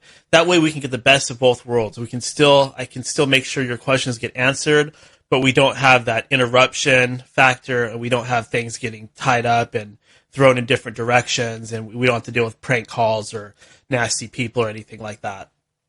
So just to make that clear, and I will bring it up again just to make sure everybody knows how this is going to work. And then when we do come back from the break, that is the time to go ahead and call in, which is now. So if you'd like to call in, that number is 209-348-9810. And you can call in at any time. So there are some news stories I want to talk about. The first one comes from a website. I'm so sorry. They play these automatic ads, and they're so annoying. So anytime I open up one of these news stories, it starts automatically playing the video. So you might hear annoying voices and stuff like that start when I open up these news stories. I'm kind of working on a different way of doing it. I'm going to pull them up in the iPad because the iPad seems a little bit more resistant to this stuff. But, okay, so this article, it's from the Sunday Express. So 30 miles from there it goes. town, Damn it. See, it always does that. And that wasn't too bad. But this particular website, it's called the Sunday Express. It's a UK publication from England or the UK. And the article it's by John Austin. Give credit to him where it's due. I was abducted by aliens after breaking into Area 51, former Air Force cadet's shock claim. So this guy claims that he was in Area 51 and then he was abducted. afterwards. So I imagine that must have been a retaliation for breaking into there. So what are my thoughts on this? First of all, who knows what Area 51 is? Who knows if it is actually a real UFO base, or if it was at one point, or if it's another disinfo campaign designed to distract, misdirect, and confuse us. Who knows? That's the first thing. So being that Area 51, being that there's the fact there that we don't really know what it is, and we don't really know if it's an alien base. I mean, we got to look at this logically using common sense. And even I sometimes don't use as much plain common sense as I should. I mean, think about it. Everybody knows about Area 51. Even in that movie Independence Day, Area 51 is where they all went to fight the bad aliens. They all went to Area 51. So it's a very big part of the public consciousness. It's not like there's people out there that don't know what Area 51 is. I mean, anybody that has a TV or is even remotely interested in this stuff, they're going to know what Area 51 is. So if they did, in fact, use a base to do these experiments, they would have moved it by now. So it just doesn't make sense that somebody would be actually, you know what I'm saying? It doesn't make sense. And this claim he's making that he broke in, like if Area 51 is really Area 51, you can't just break in there. They would not allow that. How could you expect to get past all of that technology and all that security? You would have a better chance of breaking into the White House, or you should have a better chance. So I'm going to put this one in the disinfo pile. Let's move on. Actually, let's take a break from the news stories for a second. We'll keep it going, but let's mix it up a little. So, how do I explain this? I've been thinking a lot. This is probably going to sound really weird to you guys, but maybe it wouldn't be such a bad idea to put together some sort of paranormal supply kit or paranormal emergency kit. So basically, you would have a kit with you, and inside you might have some things for dealing with negative aliens or negative entities or spiritual beings. Whatever is in this kit would be designed to help you if you ever ran into anything paranormal that might cause you some sort of harm or negativity. And it could be called a paranormal emergency kit. And this is just an idea that I'm putting out there because I want you guys to tell me what would go in this kit. What could we put in this kit that would protect us from aliens or spirits or ghosts or whatever it is that we're trying to not deal with? I want like a kit that can deal with all sorts of situations, not just one or the other, but something I could reach under my bed and pull out at any time so that I would be prepared. I know that sounds totally weird, but it's just an idea. So if you can think of anything that might go in this kit, I would love to hear it. Some ideas might be some sort of talisman, some salt for dealing with ghosts, maybe the skeletal hand of a priest. I don't know. It could be a lot of things. But what would go in your kit? Would you put some pot in there for when you freak out? Some alcohol? Some pills maybe? Some painkillers so you could psychologically deal with what's going on? What would be inside of your kit? And the reason why I was thinking about this was because I recently underwent a huge blizzard and snow was just piling up and I lost my power and it sucked. I couldn't even work on the show. I had this big interview with Stewart Swerdlow coming up and I couldn't even prepare my notes or put together an outline of the show because I had no access to a computer. I couldn't look anything up.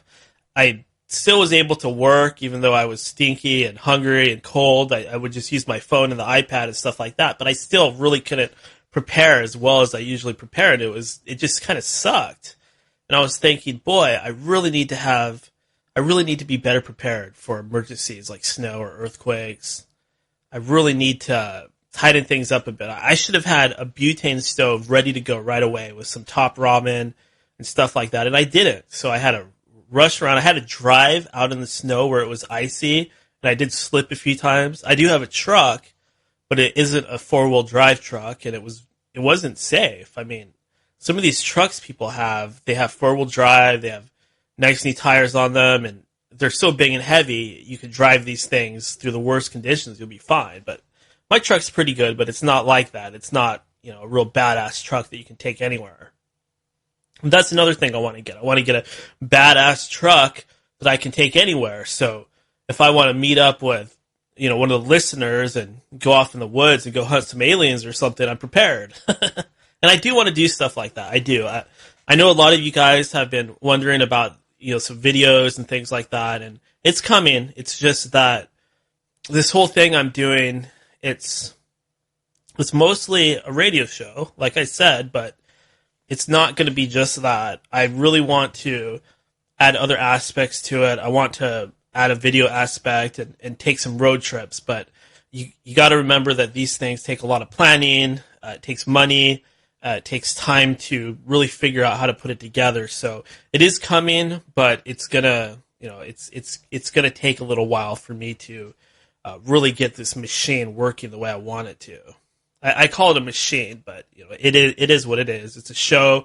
It's an ongoing investigation. It's kind of a reality show, and it's supposed to be highly interactive. So I want to get the listeners more involved. Maybe go out and visit some of you guys and make some videos. Like, I could come out to your house and I wouldn't sleep on your couch or anything. I'd get a hotel, of course. But we can meet up and get a bite to eat and discuss things, and then go out and maybe explore Area 51 or explore some of these bases or look for some UFO hotspots or something like that. Nothing too dangerous, but we could arrange some exciting little get-togethers and get a group together and go out there and have some fun. Do some investigating. We can make sure that the time we're spending is actually, we're not just running around pretending to see ghosts or anything like that. We'll make sure it's actually something interesting and serious. Let's see here. I just watched the movie. I'm going to do a quick movie review before I go back to the news. Don't have a ton of time tonight, but we'll see how much we can fit in. So the movie I just watched was a Star Trek movie. Yay, aliens! It was a Star Trek movie. The last one, actually, Star Trek Beyond. The reason I wanted to watch this movie was because, for whatever reason, maybe because I didn't see them when they were originally on TV, I did this weird little YouTube Deep Space Nine marathon a couple weeks ago. I just sat in front of the computer and I was watching these old Deep Space Nine shows. I did not watch Deep Space Nine when it was originally on TV. I hated it. I thought it was boring. I was like, where's Picard? Where's Kirk? What is this stupid alien base? And I just didn't like it. I thought it was so boring. But it was actually an amazing show. And I'm probably not going to go back and watch every episode or do anything like that. But I really have a new appreciation for Deep Space Nine. They did things a lot different than the other Star Trek shows. But I was kind of inspired to check out this new one, Star Trek Beyond. Where do I even start with this movie? The first thing is it wasn't really that good. I'll just start off by saying that. Probably the worst of the new Star Trek movies that have come out. Into Darkness was disappointing for me because I was hoping that it would be a lot like the original Wrath of Khan, and it didn't even come anywhere close to being as good. And there were some other things about it that just really bothered me. Some of the hokier sort of things. But this one that I just watched, it was better and worse in some ways. The plot wasn't quite as goofy, but still it felt like they were trying to use a particular type of humor too much. The main point I want to make is that with Star Trek The Next Generation and with the original Star Trek, these were TV shows that were on air for years and years. They were on air for... The original Star Trek wasn't on that long, but I think The Next Generation went like 7 years or something like that. But they had a big following. The original Star Trek was in syndication for a long time. So we were already attached to these characters before we even watched the movies, before we watched the original Star Trek movies or the ones that were about the Next Generation cast. We already knew them. So the humor in the movies was really based on the fact that we already knew these characters.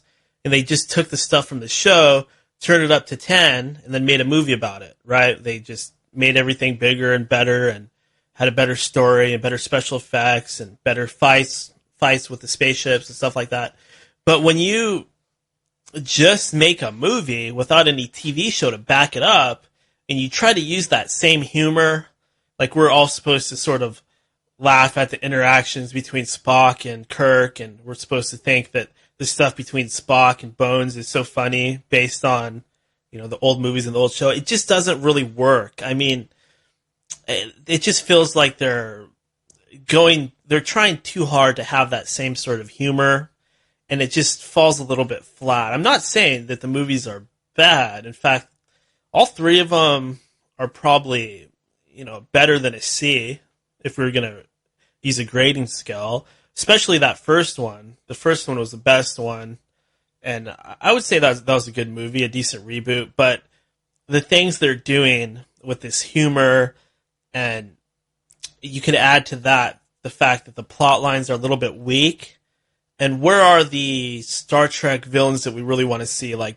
the Borg or the Klingons or the Romulans? We're seeing a lot of new type of villains, and I just don't feel like the direction of these new Star Trek movies is very good. I feel like it doesn't feel enough like Star Trek, and that you just don't have that same magic because there's not a series to back it up. And that's it. I mean, I could really break down and analyze things, but I don't see any reason for that. Like I said, I really love the original Star Trek. I like The Next Generation. I like Deep Space Nine. As of now, I didn't like it before.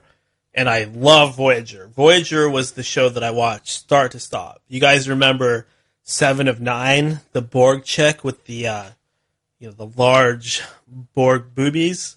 Yeah, that was something else, let me tell you. I'm trying to be less pervy on this show, but I can't always contain myself, especially when I bring up that 7 of 9. My God. I heard she goes to conventions now and she charges like $70 for an autograph. I mean, maybe it's worth it if you can get close to... Never mind. Anyways. What else should we talk about? Let's see. What do I got here? Okay, Star Trek Beyond. I want to talk a little bit about where I live. I live in Seattle, and I'm seeing some really crazy stuff go on. And I've talked about this in the past, but we have a huge homeless problem going on right now. I almost said homeless program. It does almost feel like a program because there are so many homeless people everywhere. You walk down the street, you trip over them.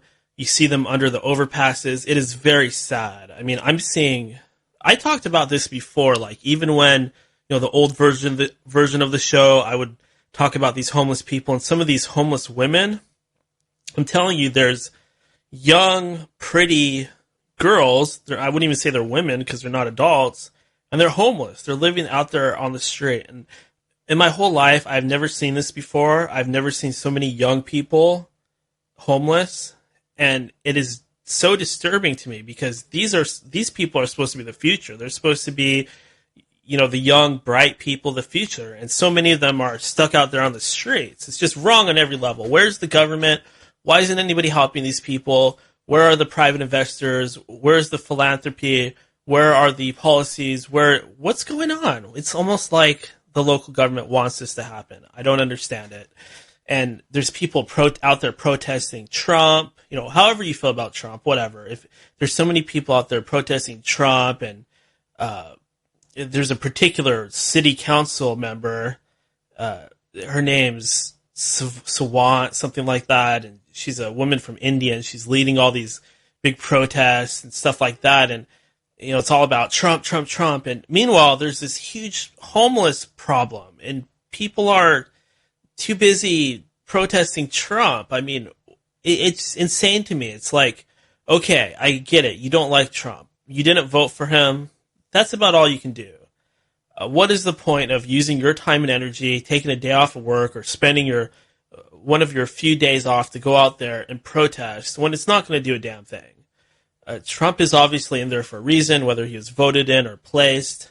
And to actually spend your time and energy and your money to go out there and protest him, it it doesn't make sense to me. There's so much going on and so many other things that we could focus our energy on. And why listen to nitwit people like Katy Perry? She's hot, but she's not going to decide my politics for me.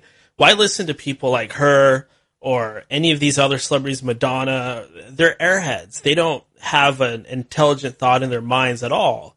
These aren't people that we should follow or do what they say or protest something just because these cool celebrities are doing it or because the media tells us that we should feel this way. And I don't know why people feel the way they do. I know there's plenty of legitimate reasons to be against Trump. He's opposed to abortion and all that. And if you want to protest it, that's your prerogative. But I'm really disgusted when the local government here decides to let every Muslim in the world that is displaced flood into my specific area where I live. Not because I don't like Muslims or anything like that. It's just that, look what happened in Germany. And because this is illegal in all the other states, now they're actually all going to come here. And what that's going to turn into, I don't know. But it just seems a little bit overly politically correct and a little overly liberal to actually do this to us as a way to troll or make Trump angry or to oppose him. It's insane. It's a division is being caused, and it's just hurting the local area, and the people in charge, they don't seem to want to do anything about it. They just seem to want to cater to the bleeding heart sort of liberal ideology and the socialist perspective, and they don't want to help these homeless people, but they want to allow them to pretty much sleep wherever they want. It doesn't make any sense, and I find that there's a great deal of hypocrisy going on, and it really touches home. It comes all the way back to home and interferes with my life. So I can't say that these things are not my concern. So I see some stuff in the chat. Somebody says, I'm offended by political correctness. Yeah, I do get offended by political correctness. I used to be, I used to be more of a liberal. That's just a label, but a lot of my beliefs, and they still are very, very progressive. I'd like to think that throughout most of my life, but it seems that side of things, the liberals or progressives, whatever you want to call them, it seems like they've gotten really insane in the past few years. Like this political correct stuff and the transgendered stuff. I mean, nothing at all against transgendered people, but it just gets so crazy once you start introducing a third bathroom or telling men they can go in a ladies' bathroom. I mean, same thing. It's political correctness just gone overboard to the point where it's harmful and destructive to a person's personal space and their liberties for the sake of somebody else's personal space and their liberties. But we got to think, I mean, how many transgendered people are there really out there? Like 1 in 100? We're going to have special bathrooms for that? It just doesn't make sense. I mean, there's a lot of other people that should probably get special bathrooms first, like the people that are in wheelchairs. I don't know. It just bothers me because, like I was saying earlier with Stewart, I've been doing this show for 4 years now, and I don't notice any difference. I hope that I'm at least entertaining some people out there, but the world is hardly awakening or anything like that. It just seems to get worse every year, but we'll see. We'll see what happens. I've heard some people say that we just have to reach 10% of people and then everything will change. So that's going to be the goal from now on. We just want to reach 10% of the Earth's population. This show is worldwide. It is distributed a lot of different ways, and anybody around the world can get it. If you can speak and understand English, you can get it. I'd love to do some sort of translations or something like that. Maybe have a Russian version of me and an Asian version of me, and like a Chinese Daniel, and he's doing the Chinese end of days. Just go like multinational, like the WWE, where they got the Asian announcers and the Russian announcers. We'll have like a German end of days and a Chinese end of days radio. Uh, okay, let's get back to the news a little bit. So, let's see this next news story. I have proved an alien UFO landed on Earth, scientist claims. This is, once again, from the Sunday Express. I don't know why all of these articles I talk about are from the same publications. maybe they're a little screwy over there. They're a little weird. Yeah. Oh my god, is there any way to stop that from happening? I'm so sorry. But anyways, a chemist claims to have proved an alien spacecraft landed on Earth after investigating a perplexing case for nearly 40 years. This article is by John Austin again. There's our buddy John Austin. So he went over to a site that had a UFO there. He scraped some crap off the ground and he studied it and he found some sort of proof. If you want to read this a little bit more in depth, I say go on Google and look it up. I have proved an alien UFO landed on Earth, claim scientists. Should be very easy to find. So, of course, I always recommend you check these things out for yourself. This one, I believe. This doesn't look like some disinfo bullshit or anything like that.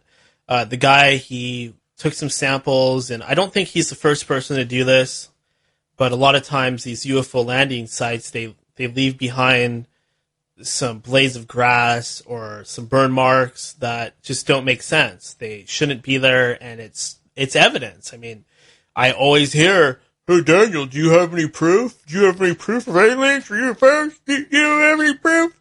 I say, you know what? Sure, there's plenty of proof out there. I don't have an alien arm that I chopped off of a gray that I can present to you in a shoebox and get tested. But there's plenty of stuff out there. I mean, look at all the footage, the stuff that gets left over from the UFO landings, the guy that got the alien hair up his penis and they tested it and they found it was totally weird. There's plenty of stuff out there. I mean, come on. You tell me there's no evidence out there. What do you know? The reason why you're asking that is because you have not really spent a lick of time even looking into this at all, and you don't care. Let's be honest. You don't want to believe in aliens. You don't want that to be part of your reality, so you act that way. Let's be honest. I've been there myself. I used to do that too, so I totally get it. I don't call somebody a skeptic because they're talking that way, but they just don't want to open themselves up to that really strange paradigm yet. They don't want to live in a world with aliens that could pull you out of your house and stick things in your private parts. I mean, who would, right? That's our fear, is that they can get to us at any time and there's nothing we can do to stop them. And it's the truth. But that's the way it works. I'm sorry, people. Just like if I wanted to go out and tag a wild bear and keep track of it, it can't do anything to stop me because I have technology. I have a tranquilizer dart and... Oh, someone's calling. What's this? Hello there. Hello? Greetings, Daniel. Hey there. How you doing tonight? Great interview, by the way. Thank you. I thought it was a lot of fun. I mean, some great info came out, and I was able to ask all the questions that I've been wanting to ask Stewart for a long time now. So definitely a thumbs up from you and a thumbs up from me on that one.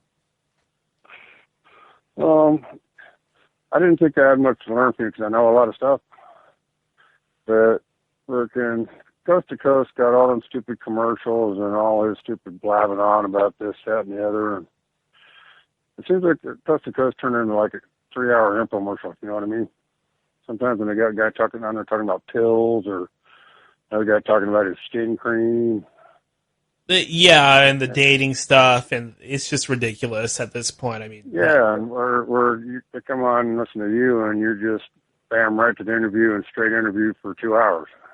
Yeah, that's what I want it to be, and that's why I changed some things around a little bit. I don't want there to be this huge period before the interview where we're talking about irrelevant stuff. Just want to get right into it and get that information out there, and we have the period after the interview where we can just open things up and do whatever, kind of like we're doing right now. Yeah, exactly. Just fuck the hors d'oeuvre, just bring out the main course, and then have dessert, right? Yeah, and another problem with Coast, I was actually just listening last night, and sometimes they do these whole shows about open lines, and some of these people that call in, I mean, I remember Art Bell, when he did open lines, it was really good, and a lot of other radio guys, they have, they take calls and it's good, but something about Coast now, when they do that open lines, it just really falls flat, and they get a lot of people talking about just ridiculous things that aren't even interesting. Right, and then they have the hosts that don't really get much out of anybody because they're not. It's just a weekend gig for them, right? And most people don't listen on the weekend because they're out partying. Yeah, it's George's show, and there are some good folks that are involved, like Connie Willis. I really like listening to her now, especially ever since she came on here. But yeah, you've got it. I mean, it's George's show, and the best thing you can probably do is just use it to promote a podcast or some other side project. Well, he's got his whole freaking that Gaia Network shit going on now too. He's part of. Yeah, that's. You heard of it? What's that? That Gaia Network. I've been getting my newsfeed on Facebook. I'm always getting this. Hey, you need to subscribe to Gaia. It's like a television version of Coast to Coast AM, but it's on the internet. Oh, okay, yeah, that's what I thought you meant. Is that the one where you actually have to pay money each month? Yeah, exactly. Yeah, and then you get videos instead of just talking on there. You get a visual to focus on too. They give you pictures and stuff to just prove what they're talking about. Yeah, and I understand that a lot of production goes into these things, and I've never watched it. They were about getting the information out there. They wouldn't be charging you for it. They'd be letting the advertisers pay for it. Yeah, sure, and I don't even like dealing with advertisers just because, I mean, how would people feel if they came on endofdaysradio.com and they saw penis pills and stuff like that? I would lose so much credibility. It's even like when I got satellite TV here, and freaking all those satellite channels in the middle of the night, they're all freaking infomercials. Yeah. So you're paying. So you're basically paying to be broadcast commercials to your ass. Yeah, I like the current day and age because you can get a lot of this stuff really easily. You just go online, and there's plenty of websites out there disseminating this information. If I'm gonna pay for something, I would want it to really be worth it. It better be a really good book or a really good movie or something like that. And if I can't try it before I buy it, that makes it really tough too.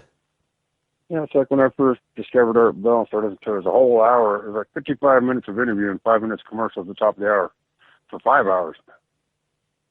Yeah. Not just 3 or the 4. Yeah, it was for 5 hours Monday through Thursday, and then they played reruns on Friday, Saturday, and Sunday.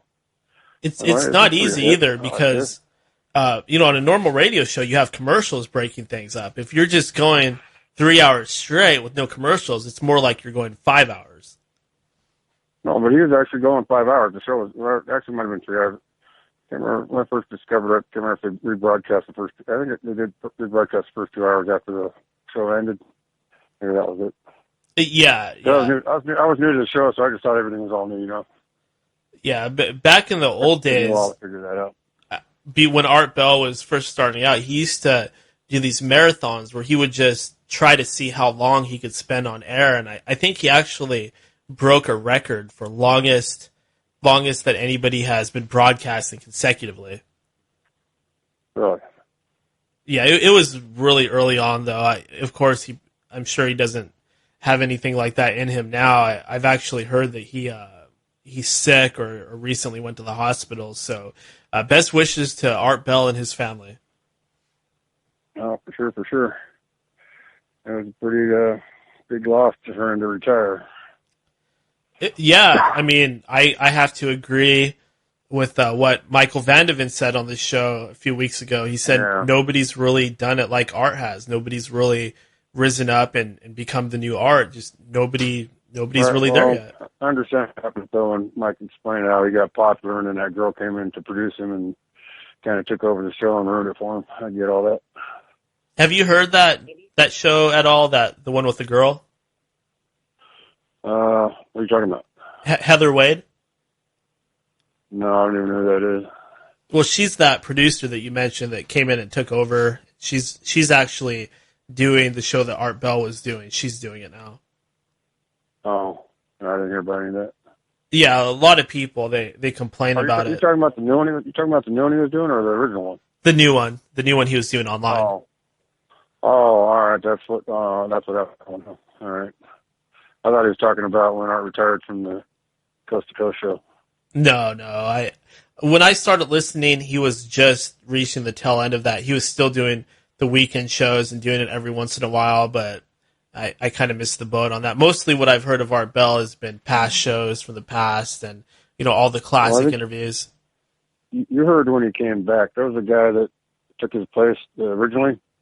It was Mike Siegel. I think he's out of your area. He freaking basically just about ruined that show. Went from, I timed it before Art retired. It was like, I was talking about like an hour. These 45 minutes of talk and 15 minutes of commercials. And when Mike Siegel took over, it was 15 minutes of talk and 45 minutes of commercials. So people quit listening to it. And that's why Art had to come back to retirement and bring the show back. Yeah, I never heard this guy, but I've heard the same thing from many sources that he was really bad. You actually heard him. Oh, yeah, he was freaking... In fact, when he was on there, all my friends kept telling me, dude, you need to host that show, dude. You need to get hold of those people. You need to host that show because this guy sucks. He's that bad, huh? I mean, he makes George Norrie look like a prince, dude. Yeah, I don't know what it is that separates somebody that's really good from really bad, but you definitely gotta have some interest and hopefully a little charisma there. It helps if you can speak clearly, which I'm not always awesome at. That's okay. You're still getting information. I learned a bunch of stuff tonight that I needed to know. Anything of particular interest that you heard brought up earlier? Anything about the reptilians blew up in the Nibiru? Uh-huh.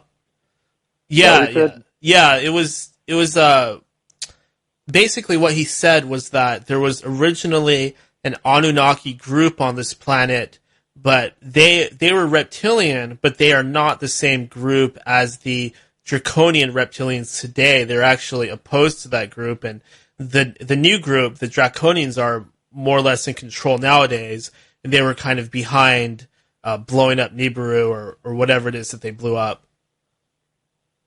Well, it's interesting you said that because I used to tell people that that asteroid belt was Nibiru, and it got blown up.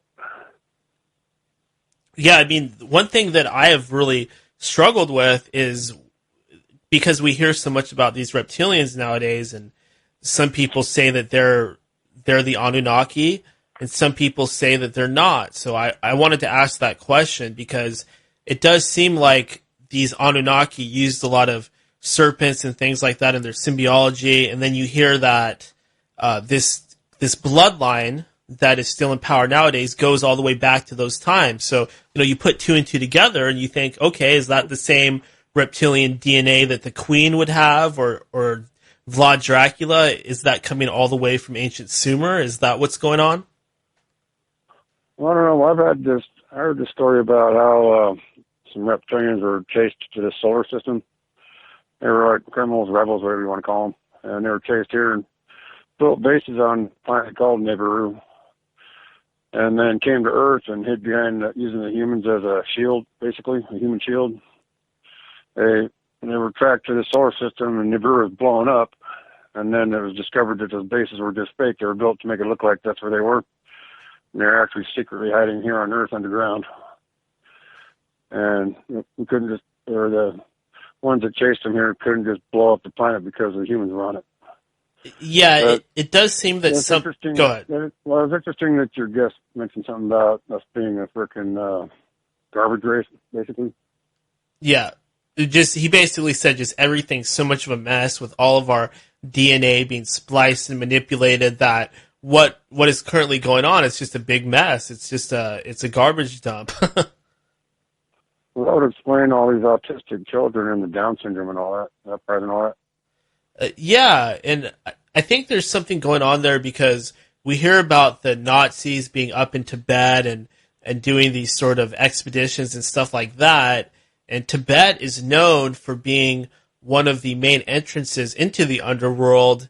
And that's the area where you would actually get access to the inner Earth, is through some of those tunnel systems and hidden gateways in that area. Right.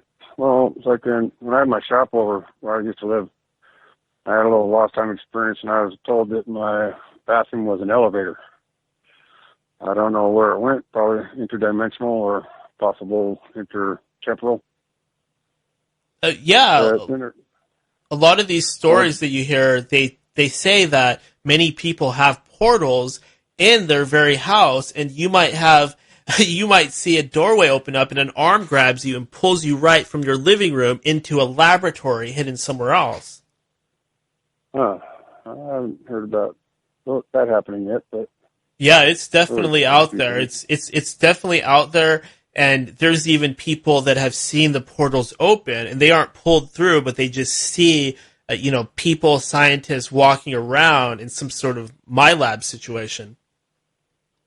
Yeah, it was interesting. I was watching a video today about I just joined some Facebook page about extraterrestrials and stuff like that, and watching a video about these disturbances in the sky that, to me, they look like temporal portals. Like there was a craft up there using some sort of time technology, and they were just up in the sky looking down at a certain different time than theirs. Did you see the one where some sort of thing like that opened up in the sky and it was kind of swirling around? You mean the one that leaves a trail that's swirling? Well, I saw one recently where it was just like you described. It might have been the same one, or these things might just be happening a lot lately. But it actually looked like, what do they call those things? Pinwheels. The wind blows and it actually spins, almost like a portal that you would see in a sci-fi movie or something like that. Just really weird and unexplainable. Yeah, I seen a picture of something like that, real bright in the center, and then looked like it had pinwheel clouds coming off it, and it was like a corkscrew trail behind it. Yeah, exactly. It could be a portal to another dimension. It could be a portal through time. Who knows what that is? Yeah, it could just be a different kind of... Like, if you watch Star Trek, they try to give us a lot of clues about all kinds of different technology that other alien races have out there, Yeah. I think that there's definitely something going on with that. One thing that I've always thought was interesting was on Star Trek, some of the alien races, they have obviously better technology than the humans. Like the humans in Star Trek, they never had a cloaking device. They would have to borrow one from the Romulans or from the Klingons so they could actually cloak their ships. Exactly. It kind of makes you wonder if they're like trying to tell us something. Like the aliens, they have the technology and they're sharing it with us, but they're not letting us have everything. In fact, that was the story in the TV series, which I forgot to bring up earlier, but it was called Enterprise. Did you ever see that one? As a matter of fact, I have, because I get a station out of St. George, Utah, that's on my cable satellite feed. We're using the Heroes and Icons network, and we're showing all 5 Star Trek episodes one after the other every night, Monday through Friday. Okay. Well, the idea is that the Vulcans were the alien group that originally was kind of helping us get started once we reached hyperspace, but they won't let us have everything because they want to keep kind of hold some stuff back. Looks like we have another caller. Hello? Hello. Howdy. Mr. Todd. What's going on, gentlemen? Just chatting Happy a little birthday, Star Todd. Trek. Happy birthday. Oh, thank you. It's my birthday weekend. You always get a lot of love if your birthday's around Valentine's. Doing anything special? Oh, I always get tons of special stuff around Valentine's. Oh, nice. I'm a magician, too, and I'm good-looking and very talented, funny. You know me. Were you into Star Trek at all? Yeah, I watched all the Star Trek as a kid. I wasn't a geek. Star Trek's the best shit in the world. But there was one episode. Do you remember the episode where they ran into the destroyer of worlds, the killer machine that was created and put into outer space just to eat planets? I remember something like that. It was so bad because the entire show was they ran into a thing that was going to basically destroy the universe if they didn't destroy it, and it was about 10,000 times bigger than they were. You know the problem with that though is if you watch that episode, when the ship's up by it, it's really about the same size as the ship, not a planet. Yeah, they used cheesy kind of models, you know, back then on the first Star Trek where they'd hang them from strings.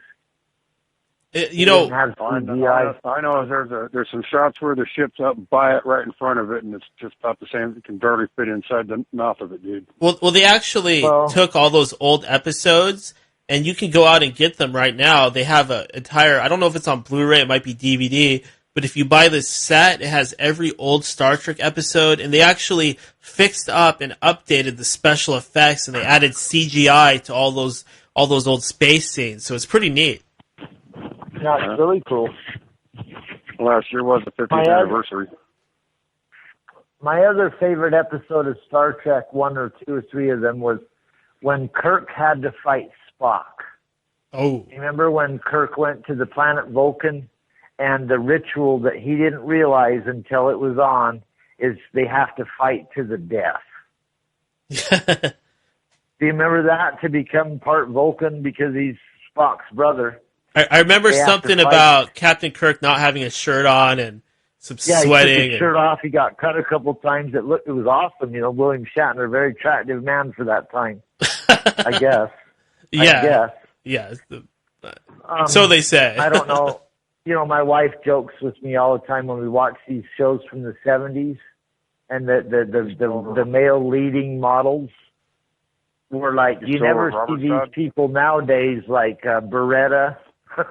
You remember those shows from the 70s, Starsky and Hutch? Yeah, those are good shows. They're awesome shows, but they don't cast people like that anymore. They don't do a Dukes of Hazzard's Bionic Man with Steve Austin. Yeah, what they say about William Shatner is that he's a good guy, but very conceited, especially when they're filming. There's a lot of stories about him. Yeah, he's an interesting character. You gotta love him. You know, you gotta love the personality and the character that he's portrayed in all these shows over the years. But Third Rock from the Sun, he played the big giant head ruler of the universe.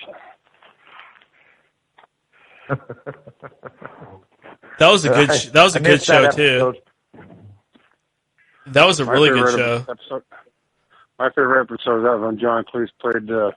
Hello. It sounds like we have turn all the humans into monkeys. Sorry, it sounds like we have another caller. Hi, Daniel. It's Vanessa. Oh, hi, Vanessa. Cool. How are you doing? Hi, Todd. Happy birthday. Hey, Vanessa. Thank you. It's Valentine's too. Got that double love in the air, you know. You get lucky. Very lucky. Oh, yeah. My whole life, it's always been that way. Awesome. And Daniel, I wanted to say that I like your new, the way you have it, like how you do the interview and then you have fun time. Oh, you like that? You like the new setup? Yes, I do very much. Yeah, I think it's cool. Yeah, because you don't take yourself too seriously. You know, you're cool. You're not, you're not like a robot. I mean, no shade, but you know, it's cool. It's nice that you could talk about the stuff you like and the shows you like and stuff. Yeah, I figured why not just, I always like the feel of the show, the reality feel. The reality show feel. So I want to kind of hold on to that and just open up the second half of the show to whatever and really hand the reins over to the listeners and just let it be about whatever you guys want to make it about. And, I can fill in the time in between with some news stories and stuff like that or just talk about whatever. But I really want everybody to know that the second half of the show is for you guys. It's for the listeners. Yeah, I know, but I like hearing about you and I like hearing about the stuff you like. I think that's interesting. Well, thank you. And very nice of you to call in and wish Todd a happy birthday. I appreciate all of you guys so much, the people that are sticking with this show and showing that support. And, just more and more, I want this show to be better and better. So I appreciate any feedback. No, it's really good. And you're really good at interviewing also. And you're interesting and you're entertaining. Well, thank you. Yeah, I could totally, I'm a girl and I'm not really into like sci-fi. I mean, I like alien stuff and you know what I mean? But you could I'm into it and I'm interested in like the whole show. So obviously you're doing something right. Yeah, that's great. And this show, I mean, there's people that are really super into this stuff and they study it every day, but it's not necessarily for those people. It's for everybody. If I can bridge the gap and open up somebody's mind that's not super into this stuff, then that gives me more pleasure than anything. Just opening up people's minds and just maybe getting them to think or consider for even a second that this stuff might be real. Yeah, sometimes I listen to Alex Jones and I hear him for like 4 hours, and he's cool, but sometimes he stresses me out and I get anxiety. But you don't give me anxiety. Oh, well, good. I hope so. Some of these topics are a little freaky, so I no, they're cool. I think I hope half of the shit you guys talk about is real, because Alex Jones is a. Can I interrupt? Can I? Of course. Interject. Of course, it's your birthday. You can do whatever. Let me say something about Jones and all that, since you mentioned that, Vanessa. Well, you have a beautiful voice. I just want to put that out there. Oh, thank you. Well, it's just you can tell you're upbeat and you can tell your personality and, kind of the person that you are by the way you sound. But on Jones, I got the same thing. It's like, yeah, he's provided a lot of information that people wouldn't regularly be aware of, but it's all stuff that's out there in books. Everybody can go read this. But the vitamin commercials and the commercials, the survival commercials and the selling of the books, and every 2 minutes he's got to sell you. And I feel for the guy, he's got toothpaste. His dad's making toothpaste that's fluoride free. And, oh yeah, the toothpaste. Too much. I can't, the commercials are just like, oh God. I love Jones, what he tries to portray. The reason why he's popular is because of that passion. He takes the information, he goes, I'm going to go kill the globalists for you. And we're all like, all right on, somebody's going to do this. But Daniel and I've talked for a long time about disinformation agents, and a person can be a disinformation agent and not even know it. Yeah, Bill Cooper used to talk about that. He's entertaining, and to be honest, I think he's kind of funny with all his commercials, because there's a commercial like every 3 minutes, and every I know. I swear every I'm week there's a different product. I almost can't take it. I'm going out of my mind just going, I may never listen to this show again because of the commercials. It's just too much. It's like 5-hour show with 3 hours commercial, 2 hours of show. Yeah, the reason why Alex Jones, the reason he gets over so well and is so popular is he keeps things very five senses. Like, he'll talk about the stuff on ground level that can actually be proven with documents and basic logic, and he's not going into like aliens or ghosts or anything like that. So it's very believable and a good entry point for people that are just starting to get into this stuff, because it doesn't require you to take these huge leaps of faith and start believing in aliens and stuff like that. He keeps it very ground floor. There's lots of documents, and he doesn't have no UFO guys. Very few people talk about the moon landings and stuff. Very rarely. I wish he would. Vanessa, though. I wanted to say this to you. Yes. I'm very observant. Okay. And I can tell you this right now. You know how you heard about how the 60s there was that giant movement, that scene, that revelation that our society tells us you wish you were there? Uh-huh. Right now we're going through a scene and a movement that's even bigger than that. And you're right in the thick of it with this show. This is real people that have just gathered around for whatever reason we can't explain yet. And something pretty freaking weird is going on right here. Pretty special, this show. Yes, it is.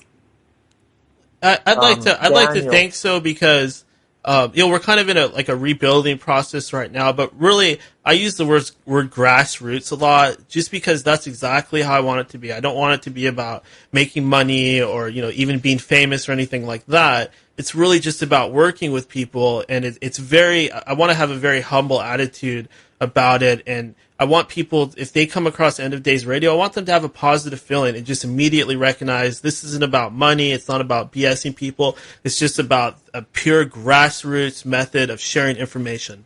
Yeah, you could have confidence, because you have to have confidence a little bit, but you're not crazy. You're not like a psychopath, but I could tell you have confidence and you do it well and you're good at this and we like you. Oh, thank you. I like me too. Oh yeah. Oh yeah, Todd. Yeah, and maybe it was good that I did do this show for a while with a partner because I was able to, build that confidence up. And now going off on my own, I have that experience there. So I am thankful for the past time I spent with this show because of that, because it gave me some practice time. Well, you get better every week. Like I don't always hear it live, but I usually hear it on YouTube, and every week you get better and more, like you do it so easily. It's so easy to do it. Sounds like you're getting your footing. He's getting his footing, and he's standing real solid now. Yeah, exactly. Yeah, I absolutely love to hear that because I can tell you guys that I do work on like a daily basis, and I'll listen to the show and I'll think, ooh, that sounds kind of weird, or ooh, I shouldn't do that anymore, or stop sneezing into the mic, that sort of thing. And I'm always trying to tighten it up and just make it a little bit better and better because there is a lot of competition out there. I mean, anybody can start a podcast, so I want it to be good. I want it to be among the best. Yeah. Well, I mean, I think it's cool that you're human. I mean, if you sneeze, it's okay. I'm not going to get mad at you, Daniel. I won't fart into the microphone. Oh, don't do that. But, I actually wanted to ask you. Go ahead. And he's a real person that you can actually call and talk to, unlike Alex Jones. Yeah. Alex is funny. He says he doesn't screen his calls, but I think he does. Probably. I think that whole operation's, completely scripted. Yeah. With his toothpaste, with his iodine toothpaste. It's too many commercials, too many vitamins. I can't take them no more Nutrigenics. I mean, some of the stuff he says is true because I do buy toothpaste that doesn't have fluoride because I know fluoride is bad. Yeah, that is true. But I'm not going to pay $15 for his toothpaste that says InfoWars on it. I'm sorry, I'm not. But you're supporting the movement. You're building his operation. You're buying another satellite. This is Truth Seeker toothpaste. Exactly. It's great. I have his what is that called? His water filter, his Pro Pure. Oh, you got one of those Pro Pures? Yeah, but the thing is that it is actually pretty good. Yeah, it's not all BS. Water filters, everyone, please. I mean, it's good. I don't think it's $300 good, but it's okay. It's not bad. Oh, that sounds harsh, but you supported the movement. You kept the truth coming marching on throughout. Yeah, and I live in Florida, and we have hurricanes, and you never know when something will happen with the water, and I need to have water. I need to have filtered water. Tsunamis, and hurricanes. Down there. Yeah, I totally agree. I mean, I was just saying that I really need to put something together, like an emergency kit for when the power goes out. I was caught completely unprepared. Yeah, for zombies also. Yeah, I have some submachine guns in there and some chainsaws. Yeah. What is it? Did you watch Walking Dead? That's like the one popular show that I still have not watched. I don't know why, but I intend to. So I can't believe you don't watch that. You're like the only person in the world. Yeah, I know. I don't know what's wrong with me. You need to be seeing those. Yeah, I totally know. I like zombies and stuff like that too. I just haven't got into it yet, which is a shame because everybody tells me that show is like almost as good as Breaking Bad. Okay, I liked Breaking Bad a lot, but I didn't like Walter White. I think he's an asshole, and I think everybody liked him, and everybody worshipped him, and I don't like bad people, like bad characters or anything. Like I like nice people. I like the hero, but I did watch. They call those anti-heroes. Yeah, what are they called?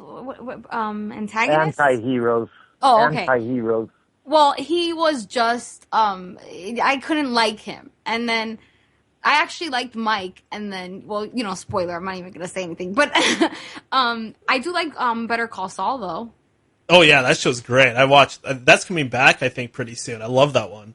Yeah, but you need to watch Walking Dead. You need to get on it. Yeah, I'm going to, especially now that some of my shows are running out. What shows do you watch? Oh, all of them. I watch all the superhero shows. I watch all the anything that's popular that isn't too boring. Like, I don't The one that I don't watch is House of Cards. I try to watch that one, but I just wasn't into it. But pretty much everything else, like literally everything. I used to watch like 30 shows a week. I know I'm not proud of it at all.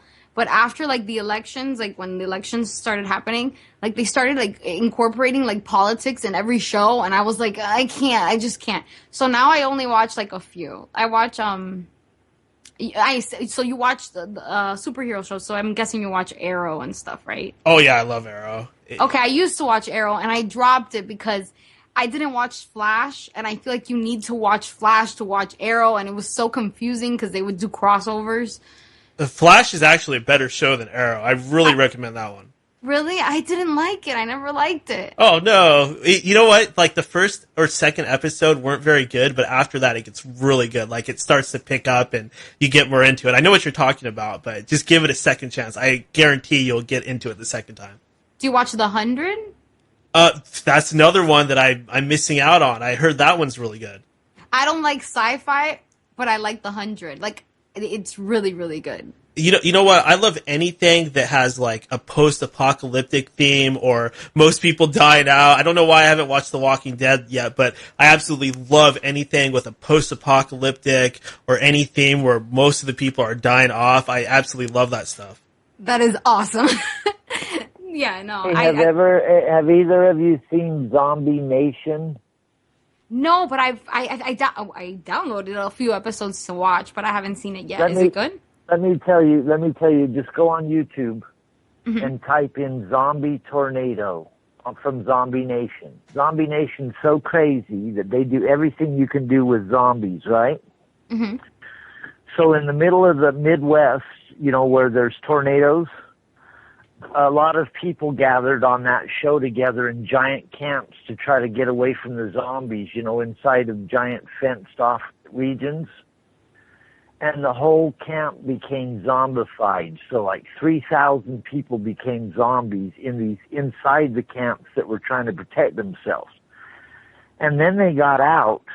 And so all across the Midwest in Zombie Nation are zombie hordes that run like cattle used to run, you know, like buffalo. So they're running like 300 miles an hour, like 3,000 of them. And they create a dust storm, and they eat through every town. It's the most incredible thing. Oh, it sounds good. Look up on YouTube, type in Zombie Tornado. It sounds kind of like... They had an episode where a tornado come through and picked up thousands of zombies. And so they're in the tornado, and then they're throwing them out of the tornado. Oh, my God. So it's so incredible because they're... you can see this stuff, and they're like, is that a tornado? You know, the heroes. And they're like, that's a tornado, but what's coming out of it? And it's throwing zombies out of it. Oh, my God. That's like Sharknado with zombies. I know. As the tornado gets closer, zombies are landing on the ground, and as soon as they hit, they wake up and start running. It's so cool.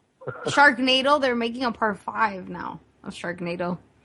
Yeah, I never saw that, but... That's a movie where, like, almost anybody can play in it. Like, you see people from the most obscure things getting cast in that movie. It's funny. Well, the thing is, I used to watch 90210, and the main character in Sharknado, he used to be on 90210, so that's why I ever saw Sharknado. I started watching it. I saw the first one because of that, and I was like, wow, this is so bad. It's actually good. It's terrible, though. It's really bad. That's how Zombie Nation is. Yeah, that's also kind of like that movie, World War Z. The one with Brad Pitt? Yeah, I think he was in that one. Yeah. Yeah, that was awful. Yeah, that was a horrible movie. On South Park, they did a parody of it, and that was hilarious. I'm trying to collect those right now. The best zombie movie of all time, in my opinion, it was Dawn of the Dead. Yeah, that's... Perfectly done. 2-hour movie. The heroes got to hide in a shopping mall. Oh, is that the one where they run? Yeah, they run really fast. The one in the beginning where the guy eats his daughter, and then he's like running after the lady. Yeah, the daughter turns into a zombie, and it's chasing the mom, and they get that to shit a is shopping scary. mall. It's so cool. Yeah, that is because scary. they had everything in that movie. They had a zombie baby at the end. Do you remember where the black guy was hiding his wife because they're going to kill the group's going to kill his wife if they find out she's a zombie, so he's hiding her because she's pregnant. And the baby gets born and it's a zombie. That was the freakiest best zombie movie, was Dawn of the Dead. The original Night of the Living Dead is, of course, a classic as well. That movie's freaky even now. I mean, the black and white and the way they set it up and everything, it just gives you that eerie, sort of creeped out feeling. That was also the first black hero in a horror movie. Oh, wow. The lead guy was black, and it was in the 60s. I didn't know that. First time a black man was ever cast as a hero in a horror movie. Oh, that's cool. As much as I like the Living Dead, I like Walking Dead a lot, but I feel like Walking Dead in a way kind of killed the whole zombie thing because they like oversell it. Like, you know, you could buy like Walking Dead underwear. You know what I mean? Like, I feel like it's too much. I know, it's horrible. Yeah, it went from vampires to zombies, and I don't even know what's going to be next. Well, Star Wars, but whatever. Yeah, Star Wars is back with a vengeance. You go to like to Target, and it's those three things. You see Star Wars, you see superhero stuff, you see Walking Dead. Yeah, it's a little bit too much. And look how all the merchandise and everything's all wrapped up around the propaganda as they try to change our society. Yeah, that's why End of Days Radio is so important, because Daniel's talking about deep subjects and trying to expand people's consciousness to other awarenesses. It's true.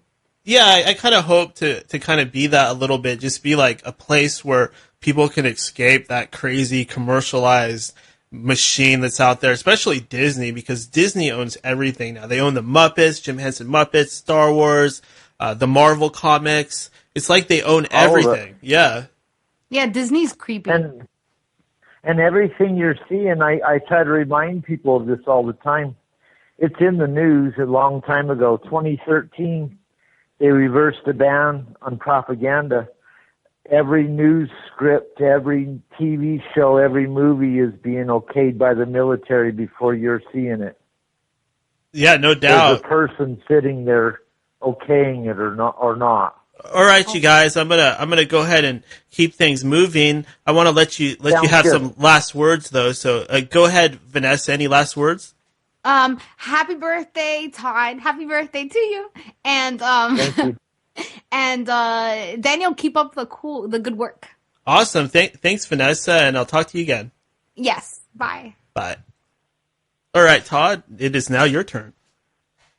I love this show, and I just love I love the open format. It's organic. Anything could come out of it, and hopefully it just expands into something that we're all just amazed at it in the end, and you can see the potential on this. And great job, Daniel. Love the show. And right on, everybody. End of Days Radio rules. Awesome. And you enjoy the last bits of your birthday, Todd. Happy birthday, buddy. Thanks, my brother. Good night. Good night. Peace. All right. Thank you to Vanessa as well as Todd and Al for calling in. A lot of good feedback on this new format and this new segment. So I'm definitely liking that. It seems to be working. I mean, I was really skeptical about it at first. I wasn't sure if anybody would like this, but it seems to be working. I like it. I like I said, I still want to take those questions from the guests in the chat room so we can maintain that, but without the interruptions. So I hope that doesn't feel like too much of a detriment. And then the second half of the show, I like it. I mean, I feel like I have plenty of time to talk, more than enough time, and that really opens things up and makes it very approachable for anybody that wants to call in or discuss things. So I want to keep it going. If you want to call in, don't be shy, because it's really easy going. We'll just roundtable and we'll talk about whatever, just like we did just now. So I want to keep it up and keep being a resource for people and keep being a place where we can approach these strange subjects without dealing with ridicule or dealing with too much skepticism. Little skepticism is good, but I don't want anybody to ever feel like like they're getting made fun of too much. Not too much anyway. Or I don't want people to feel like they're going to get attacked on the show for just believing in things that are different or being different. I want people to feel comfortable, even if you are a freak. I'm a freak. Maybe that's not the right word. Maybe misfit's a better word, or, anybody that doesn't quite fit in or doesn't, or has a strange belief. You are welcome here. You are welcome in the community, because that's the whole purpose of this. This is a show to let the people that would normally get bullied or have their ideas and thoughts suppressed. This is a way for them to have a really easygoing way for them to get their message out, say what they want to say, or just, call and talk and be a part of things. That's fine. I really want to emphasize that this is non-commercial. I do take donations for this show, but the donations that I get would never ever catch up to, what it costs for hosting and stuff like that. So at best I would break even. So I do appreciate those donations, but I'm not going to ask for them every 3 seconds. Just bring them up once on the show, something like that. I have one more news story to get through real quick. This is from foxnews.com. Scientists discover alien insect in amber from 100 million years ago. So these scientists, they found a really weird-looking insect. They're calling it an alien insect because it looks a little bit different, but it's really not from another world or anything like that. It's just a really weird-looking insect, but kind of got excited about it because it really reminded me of the movie Jurassic Park, where they found those mosquitoes inside of the amber, and they used it to clone the dinosaurs. And anytime you have something perfectly preserved from 1 million years ago, especially 100 million years ago, that's really exciting. That anything would last that long with so much time passing. I have to wonder if there are other things buried out there that we are still yet to find. I know that not that long ago, they found an almost complete skeleton of a T-Rex, and that's really exciting because we can actually see what these animals look like.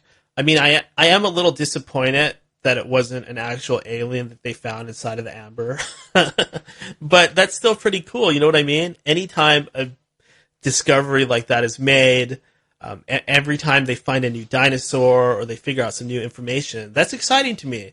And I hope that it's exciting to you guys. I hope that science isn't boring. Because I remember that when I went to school, that school ruined education, knowledge, and intelligence for me because they were always telling me what to do and when to do it. So I had a bad attitude about it. I didn't want to learn and I didn't want to be interested in science. But once school was over and a few years passed, I started getting into it again because nobody was telling me what to do. I was doing it purely because it's interesting and it's fun. So I hope to really capture that with this show. I hope to capture that interest in science. Of course, we're going to, focus on the paranormal side of things, but I feel like the paranormal world is very scientific. I feel like the people used to say that Coast to Coast was an intellectual platform, and I totally agree because I have learned so much from listening to that show. Even the newer version with George Norrie, I've learned quite a bit.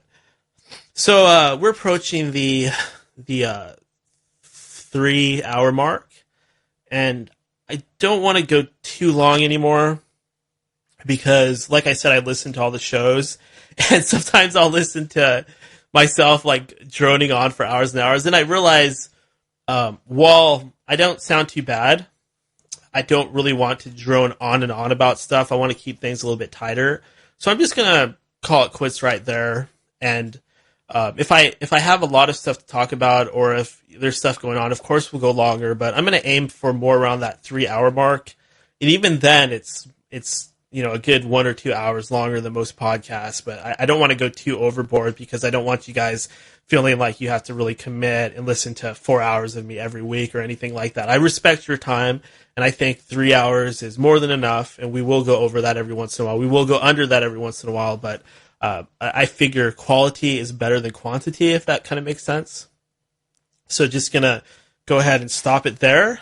Once again, that theme that you're hearing, you heard at the beginning of the show, that's the new theme. That's by me, Daniel. I actually created that theme entirely from... I created it entirely with open source software. I'm really excited about that. But after the show, I'm going to play the old theme. So the theme that used to be at the beginning, I'm going to keep it around. So if you like it, you might be happy about that. So I will play it at the end of the show. I do like that theme too. I had a really hard time switching the themes because I like that old one so much because I actually play guitar on it and I think I did a pretty good job with it. It sounds good. So it was hard of me to let that go and come up with a new theme that doesn't have me playing guitar on it because I'm thinking like I should have myself playing guitar on the theme if I know how to play guitar. So why? You know what I mean? But I like this new theme. I think it fits much better. So I'm going to use it regardless of if I'm playing guitar on there or not. I still made it, so it doesn't really matter. But I'll keep that old theme at the end. And I will continue to practice at the guitar and improve my skills. Okay, plugs. So you guys all know how you can listen to the show. Google Play Store, iTunes, YouTube, TuneIn app, search EODR, Facebook, that's the real End of Days Radio. Make sure on TuneIn you listen to the right show. There's another End of Days Radio on there. That's not this show. This is the first and original End of Days Radio, and you find it by searching for EODR on TuneIn. It doesn't have a logo or anything by it, so make sure that you get the right one. And that way you can listen to the show live. Also, you can follow me on Twitter. That's at Ninja Shoes.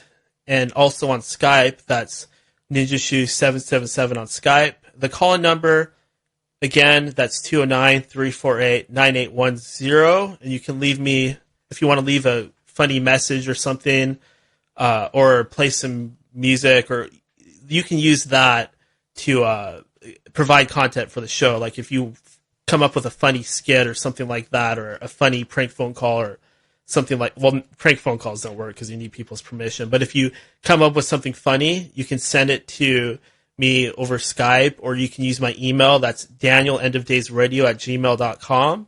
You can use the contact us page on the website, endofdaysradio.com, if you want to suggest any guests or make any comments. A lot of you guys have been sending me some good feedback. I really love reading that. A lot of you are making good points, and I'm of course using some of your ideas, and I absolutely love that interaction. So keep it up. You know, don't be afraid to criticize. I don't mind. Yeah, you can use the forum to post news links and stuff like that. If you do use the forum to post links, that's really helpful for me. Anytime you guys want to provide any content for the show or bring something to my attention, you can use the email, or you can just post it in the forum. That's kind of what I want the forum to be, just a knowledge bank of information that we all share with each other. That's pretty much it. I do want to let you guys know that next week I'm actually going to take it off. I've been putting on some good shows lately, and there is something that I want to do next weekend, so I'm going to do that and work on some other stuff. And also, I'll be doing a lot of behind-the-scenes stuff on End of Days Radio during that time period, so I'll still be around. But we will be back on the 25th with Alfred Labermont Weber, and that's February 25th. It's a later show. It's going to be at 11 p.m., so we're going to get started kind of late. That is the week after next. If you want to donate to the show, just go to endofdaysradio.com, click donate. If you like pro wrestling and MMA, you can stop by ninjashoes.net. I have another show on there that I do occasionally, kind of a side project talking about mixed martial arts and pro wrestling. Am I forgetting anything? I think that's everything. Thank you, everybody. I'm having a lot of fun. I think the show went really well tonight, so thumbs up from me, for me.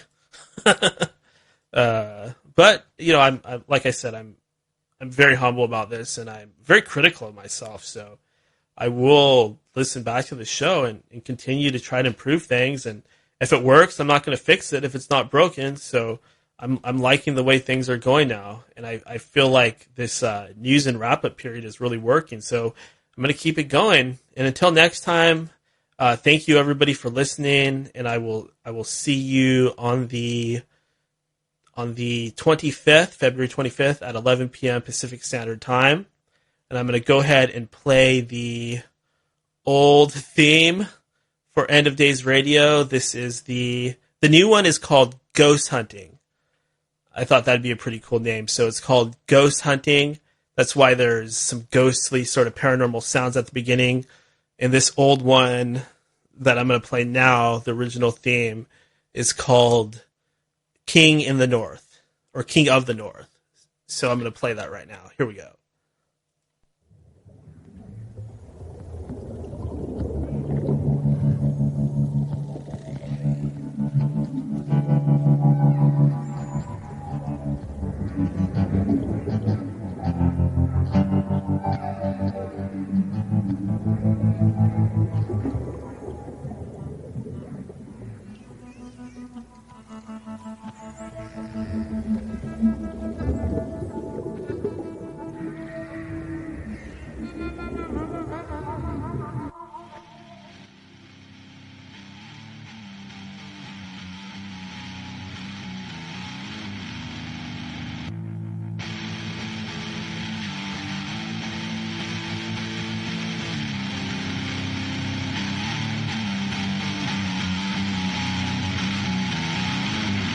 Winter's coming.